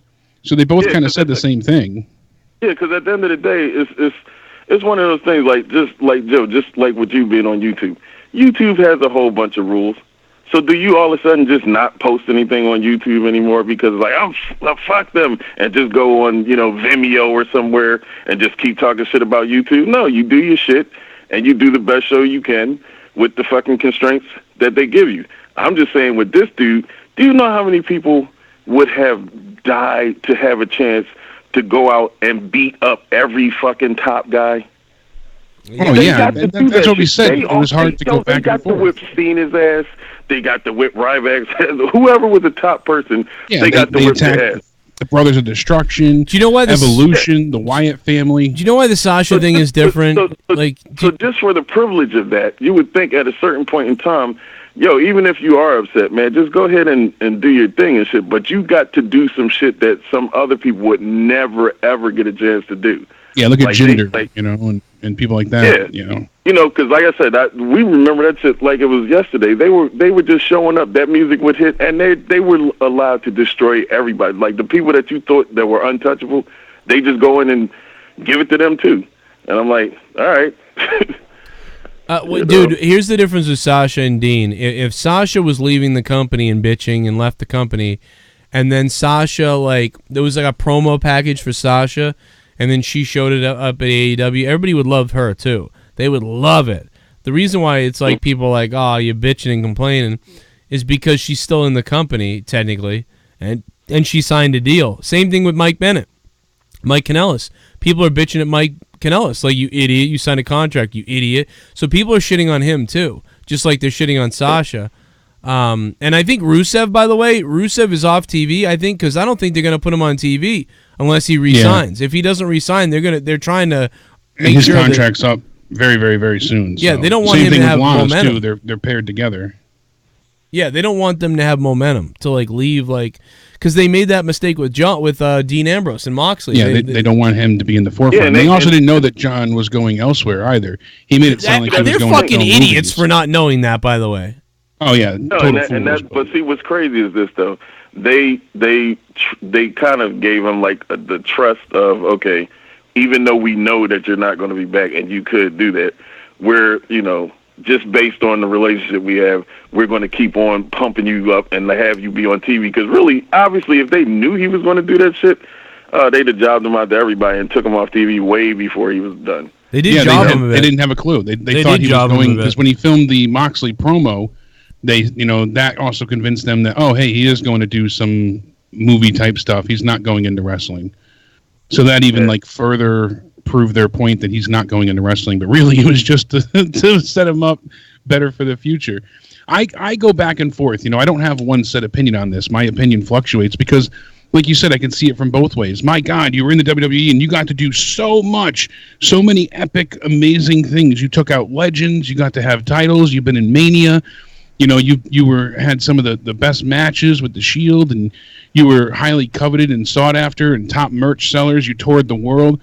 But then also, you had so many bad times and bad matches and bad creative endeavors that you had to suffer through, and it made you miserable, and injuries that led to infections that almost took your life, So I get it. It's a double-edged sword, and I sometimes I want to defend the company and be like, hey, look, they gave you a platform. They made you who you are. Yeah, you were Jon Moxley before, but no one really knew you. Now they made you into Dean Ambrose, which allowed you to resurrect Jon Moxley. So, and he's not, he does thank them for that, but then again, he's also, quite scathing with how he feels about his character and how he's portrayed and everything he had to handle. So it goes both ways. I understand what Dean's saying, Moxley's saying. I'll never not call him Dean. It's stuck in my head, but so it really, like I said, it goes both ways. I understand where he's coming from. They made him suffer and wade through a lot of bullshit, but then again, the only reason that he is so highly sought after now is because of the bullshit that he had to endure. So there's no one easy answer. And Matt the Misfit made a great point. Look at Luke Harper. He wanted to leave, and he's being held hostage. They're not using him at all. They completely took him off TV. Once he said openly, hey, I want to leave, and they knew he wanted to go elsewhere because he wanted to keep wrestling, bam, they put him in the back, and you haven't seen him since. But then you go ahead and you switch it around, and Dean just says, I don't want to resign, but I'm not going to wrestle. He kind of did it the smart way, because then they kept using him. They kept his stock high, and they gave him quite the send-off, essentially. You know what people tell me, sometimes about this show? People legitimate tell me, it's I tune in because I am interested in listening to Joe and Jake talk about wrestling, or I'm interested in just Joe doing a wrestling review when he does it, whatever. But then at the same time, it's people also like the callers, the donations. You never know what the hell I'm going to say or freak out or do a song or something weird goes on, like earlier when I ended the stream and things like that. You kind of just, you never know what the fuck is going to happen on Joe Cronin Show right here on JCS or on my other shows or whatever. You never know what's going to happen. That's so many people continue to watch because of that reason. But then there's a lot of people that do just want to hear the review, and some of the funny stuff is cool, but they do just like the review. But there's a lot of other people that, enjoy it because of all the extra stuff that we do.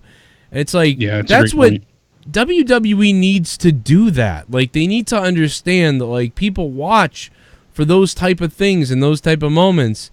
And people watch for different reasons, and you can't try and please everyone. You have to stay the course. Pick what you want to do, because too often they switch things up. They want to. There's a point in time where they want everybody to have their happy moment and give the hardcore type-ish fans, what they wanted at Mania. So everybody won, and all the faces got their way, and everybody we wanted champion, that happened. But then, they want to stick back to their thing, so we get things like the brand split, staying around, and the wild card rule, and it's pick what you want and go with it. Either you're going to listen to the fans or you're not. They kind of go back and forth. And like you're saying, if some people say, for the Cronin Show, it should be you guys do the review of SmackDown quickly in the first 20 minutes, then do all the funny stuff. Well, that's not how it works. Some people say, well, don't have any donations and just do straight the review. And then most people love how it is now, So you can't please everyone. You have to really pick one avenue and stay with it, or else it's not going to work for anybody. And that's the problem with WWE right now. it's not working for anyone because they're trying to focus on too many different ventures. Right. I mean, in the end, I might throw a tantrum or flip out on people. By the way, Emoji King, thanks for the 316 donation earlier. I didn't shout you out. Emoji King, I appreciate that $3. Austin 316. But in the end, it's like I am going to do what I want. I hear all the criticism if people love a show, hate a show, think this could be better, that could be better. I take it all into consideration. I spin it around, but in the end, I still stay the course of what I want to do, and that keeps the most people, I think, happy, to be honest. But if you flip-flop to one or the other, then you really rock the boat the wrong way, and WWE just keeps doing that. They don't realize that they don't need to give everybody what they want or not give people what they want. They need to just put on a better show. Like they need to do better at whatever it is they want to do. No matter who they want to push, whatever they want to do, they just need to do it better. That's the answer. Do whatever you want, but do it better. It's not being done good enough.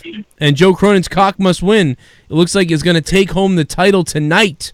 So appreciate that. 313's on the phone. Hello. Yo, what's going on, man? Joe Cronin and Big Boy Jake was popping. What's up, man? I'm doing good, dude. I don't know, dude. I gotta go have a beer or something, though. This shit's killing me. Yeah, it's my first time calling in, man. You know, I'm trying to get let a real nigga get through the line real quick. But oh yeah, whatever to say. Yeah, man. I saw SmackDown. Saw Raw too. Hey, I was thinking about Kofi. Like, Kofi my nigga and all that, but like at this point, I'm like, you know what, this motherfucker need to lose that title now. Cause he keep on coming out here with this celebration shit. Keep on talking about I'm happy I won the title of WrestleMania. I'm like, dog, if you say this shit one more damn time, dog, can he chill with this shit, dog? Like for real. Well, that's because a white guy writes him.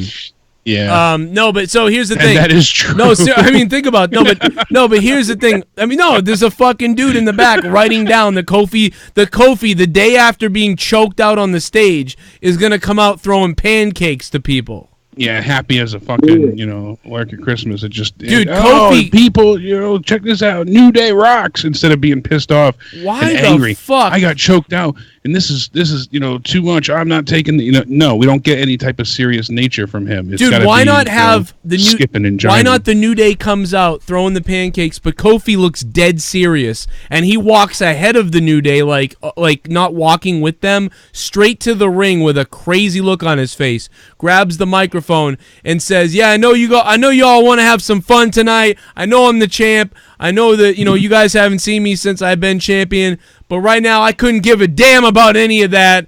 Samoa Joe, get your ass out here now!" And it's like, oh shit, like they're throwing pancakes, but Kofi's not fucking around. He wants Samoa Joe now. And guess who comes out? Dolph Ziggler. All you had to do is write that instead of having Kofi come out there and be like, oh, pancakes. I was choked out last night on the stage, but pancakes. Yeah, and I was thinking too. I'm like, you know what, no, we got R-Truth. He's a damn comedian. That's cool. No, he give me some laughs. But I was like, I don't want this motherfucker to be there. I'm like, where's the serious niggas, like serious black motherfuckers at? I need one of them hardcore Triple H, Adam Cole acting motherfuckers. That's a black nigga. I'm like, dog, because I need somebody different that's black to be, take Kofi's place or something like that. Well, I'm like, dog. I mean, dude, your closest person to that, honestly, the last time I saw someone like that, besides like Moose or somebody, was Bobby Lashley, but when he was in Impact. Remember when Bobby Lashley was in Impact? Yeah. He was like everybody told me, because I watched TNA a little bit. Yeah, but that's when all the damn WWE motherfuckers was going over there. I'm like, damn, these niggas jumping shit like that. I'm like, what the hell? So I went to check it out, and I watched it for a while. But I was like, I ain't trying to watch this shit. This damn production look garbage as hell. Yeah, I mean, it wasn't that good. It wasn't that good, but dude, I don't know if you saw Bobby Lashley, but Bobby Lashley was kind of like, he wasn't quite Lesnar, but he was he was close, dude, because he would grab a mic and he would be like, he's like, yo, what's up? You ever got your arm broken? And he would stare at a guy and be like, you ever got your arm broken? And stare at a guy, and the guy and be like, Bobby Lashley, looks like Bobby Lashley means business tonight. Like, and he would just do shit like like, this guy's the real deal. He appeared to be a dangerous threat in Impact Wrestling. He hasn't seemed that way in WWE. But they also booked him MMA-ish. You know, like he was he was a wrestler, but he was also going to legitimately, beat your ass too. Yeah. They gave him that Brock Lesnar treatment a little bit, where like he's not only a wrestler, but he's also an MMA fighter and trained assassin that can kill you with one finger. You know, that kind of. They made him seem incredibly dangerous. In WWE, you get these stupid tug-of-war arm wrestling matches, and, you know, he's got to be the prop for, you know, a four-person team. Joe and I have said it for years, for as long as I've been on this show now, you know, going on 4 years, basically. We've touted the fact that WWE, all of their, you know, black wrestlers, if you can't dance, you can't jive, you're not succeeding. And that's what it comes down to. And it's terrible. They can't write a serious black wrestler. They can't have someone, like you said, the Adam Cole. Dude, did you see the writing staff? Did you see the writing staff? Yeah, they're all white General Hospital writing. They're all dorks from Hollywood. Yeah, and they're the ones that wrote for soaps like General Hospital and Days of Our Lives and some reality TV like The Hills. Yeah, that's what we have writing matches. They didn't put me to WWE, man, because like I'm an actor myself. I kill them damn promos, man. Like I know Vince would be in there, but like, I want you to do this, and I'm like, no, I'm not with this bullshit. You certainly sound serious. Yeah. That's what I got an aggressive nature about me, but I'm cool. Well, two more quick things.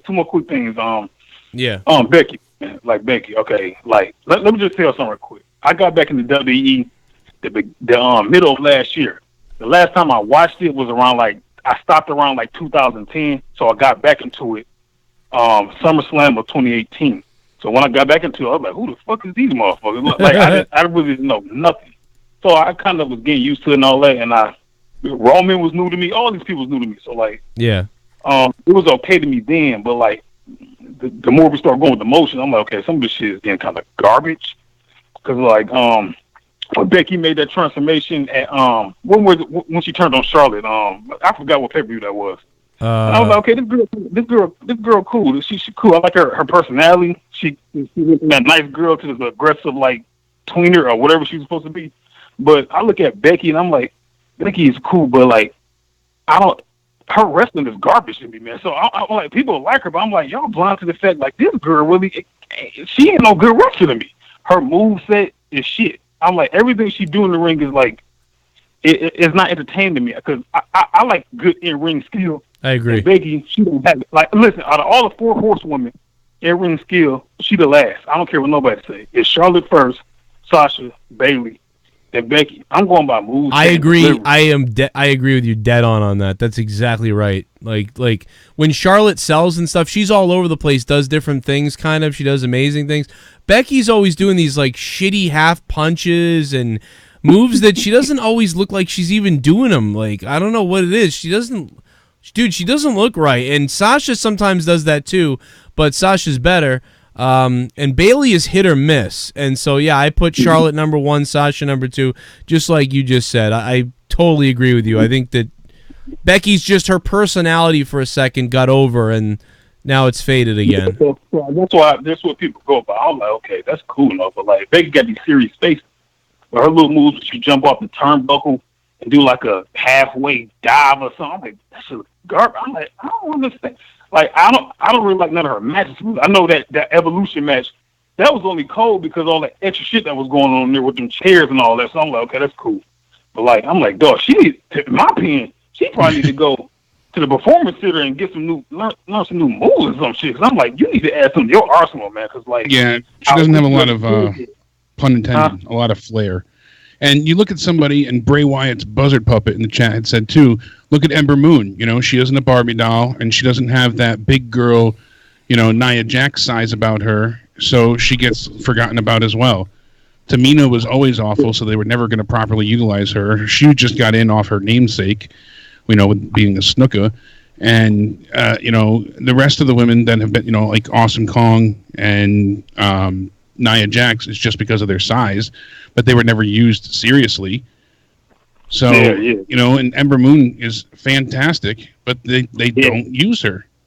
Amber Moon, I saw her tonight. I'm like, she did like a spinning elbow on what you call it, on Sonya. I'm like, damn, that she look devastating. Like Amber, she know how to sell good too. I'm like, she go for sale. Go look up if you want to have some fun, go look up Athena on YouTube when she was in the Indies.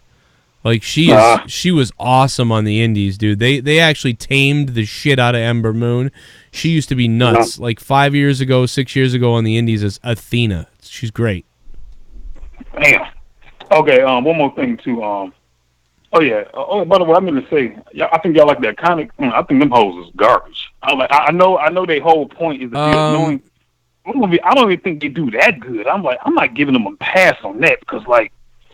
If they was getting a pass on, or that you supposed to be annoyed, shit, that's okay. I think anybody can come here and do that shit. They doing that shit bad to me. Hey, they killed the women's tag team division. Dead.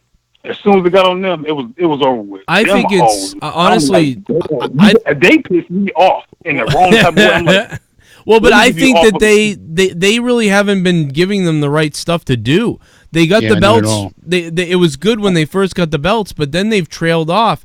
I mean, I think Peyton Royce is way better. I think Peyton Royce is much better in the ring than I don't even remember the other girl's name.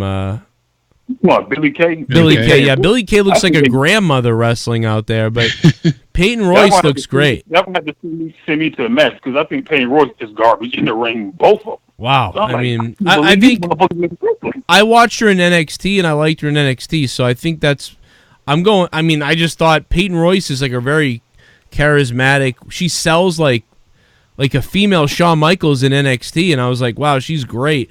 I never liked the other girl though, but they, I don't know, they do all right, I think, as a heel tag team. But for the last couple months or whatever, after winning the belts, they've been given shit to do. So and they lost individual matches. You know, they were forced to lose singles matches multiple times, and then they had nothing for months on end until they had one title defense on TV, and that was it. So. Yeah, well, Billy Kay is the one you was talking about, the one with the big lip shit. I don't mind getting no hair from her, too. Dude, she looks like a grandmother. Watch her wrestle. She looks like Mr. Burns in there. She does this thing with her arms, like, and she's just very, like, weird. Like, it's I don't know, man. Like, watch her. It's weird. I'll check it out. Oh, Bailey. I'm about to say something about Bailey real quick. Yeah. Bubble Bailey, butt. I got an idea for Bailey, a heel idea for Bailey, dog, that I would. Like, this might turn her to a fucking superstar heel, man. Bailey, either turn heel, take that little silly ponytail out of her head, have her hair straight, have her hair wear a leather jacket with the fur around her neck, and I can't remember what a scenario what Bailey does. Like, hey, little kid come up to her, hey Bailey, can I get a hug?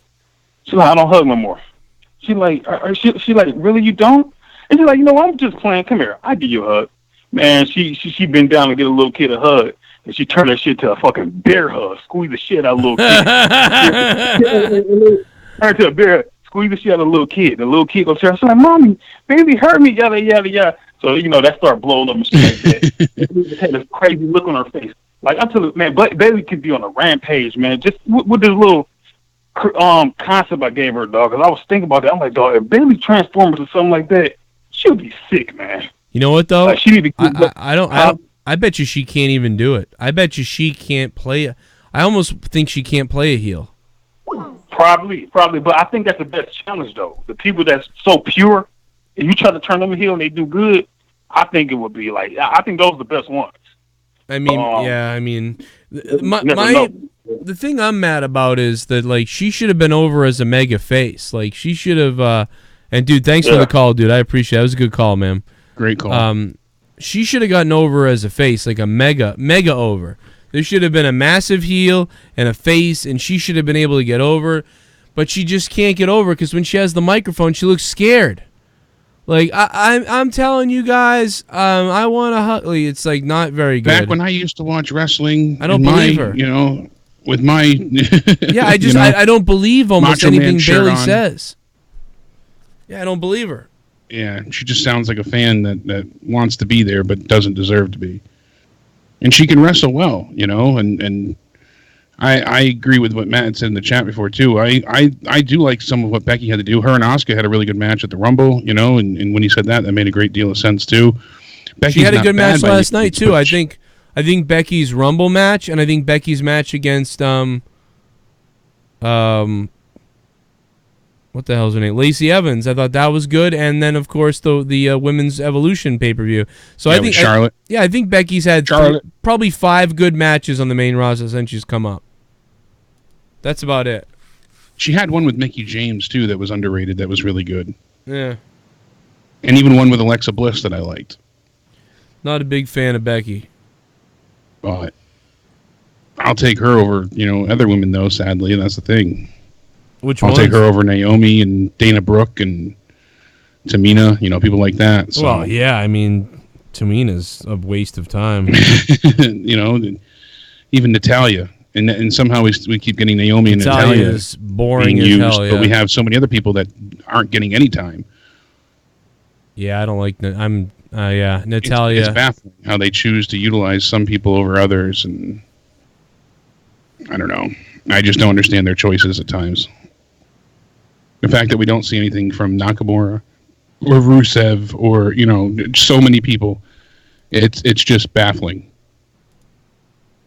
Well, listen, I went longer than I was gonna tonight because we had a fucking explosion in here. I think we have a couple more donations. Matt Hendricks, Matt the Misfit. Here we go. Oh, no. I disagree. Becky's match with Asuka at the Rumble was fantastic. Yeah, I mean, I don't disagree with that. That's true. I think Becky had a good match at Evolution, at that Rumble, and I said one of my favorite matches the other night was Becky versus Lacey Evans. I liked Lacey Evans versus Becky to open the night. I liked it. Yeah. One of my favorite Lacey matches. Evans a lot. I can't even pinpoint what it is that I enjoy about her so much, but yeah, because I went back, I rewatched that match, and I'm like, damn, there's something about the match that I really enjoy with her being involved. The thing about I think her she is, just has a really good heel shtick right now that I'm enjoying. Even it's though not I that hate typical her, heel shtick of being a bitch outright. It's like I don't like Lacey Evans. She makes me mad, and I want to see her get beat. But I don't want to turn the TV off. That's the thing. So like Lacey Evans is working because I want to see what the fuck she's gonna do next, and if she's gonna get beat up. But I'm not like, oh, this is boring, I'm turning off the TV. So, yeah, like it's crazy. I think Lacey Evans has been great.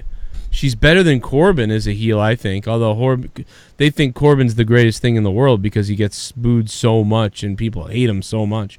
But I think it's, again, for a bad reason. I think Lacey gets good heat, though. I think she really is getting good heat. They've booked her really well. She's interesting and weird. Here we go. About to get it, man. Yeah. Here we go. Matt the Misfit dropping him, baby. Oh, no. Peyton's best matches were the 4-Ways with Asuka and Nikki Cross. Yeah, Peyton had some good matches in NXT, man. She really did. She absolutely did. Go back and watch her in NXT. Peyton Royce is great. Like she wrestles kind of like a Ric Flair, Michaels-ish, a little bit style.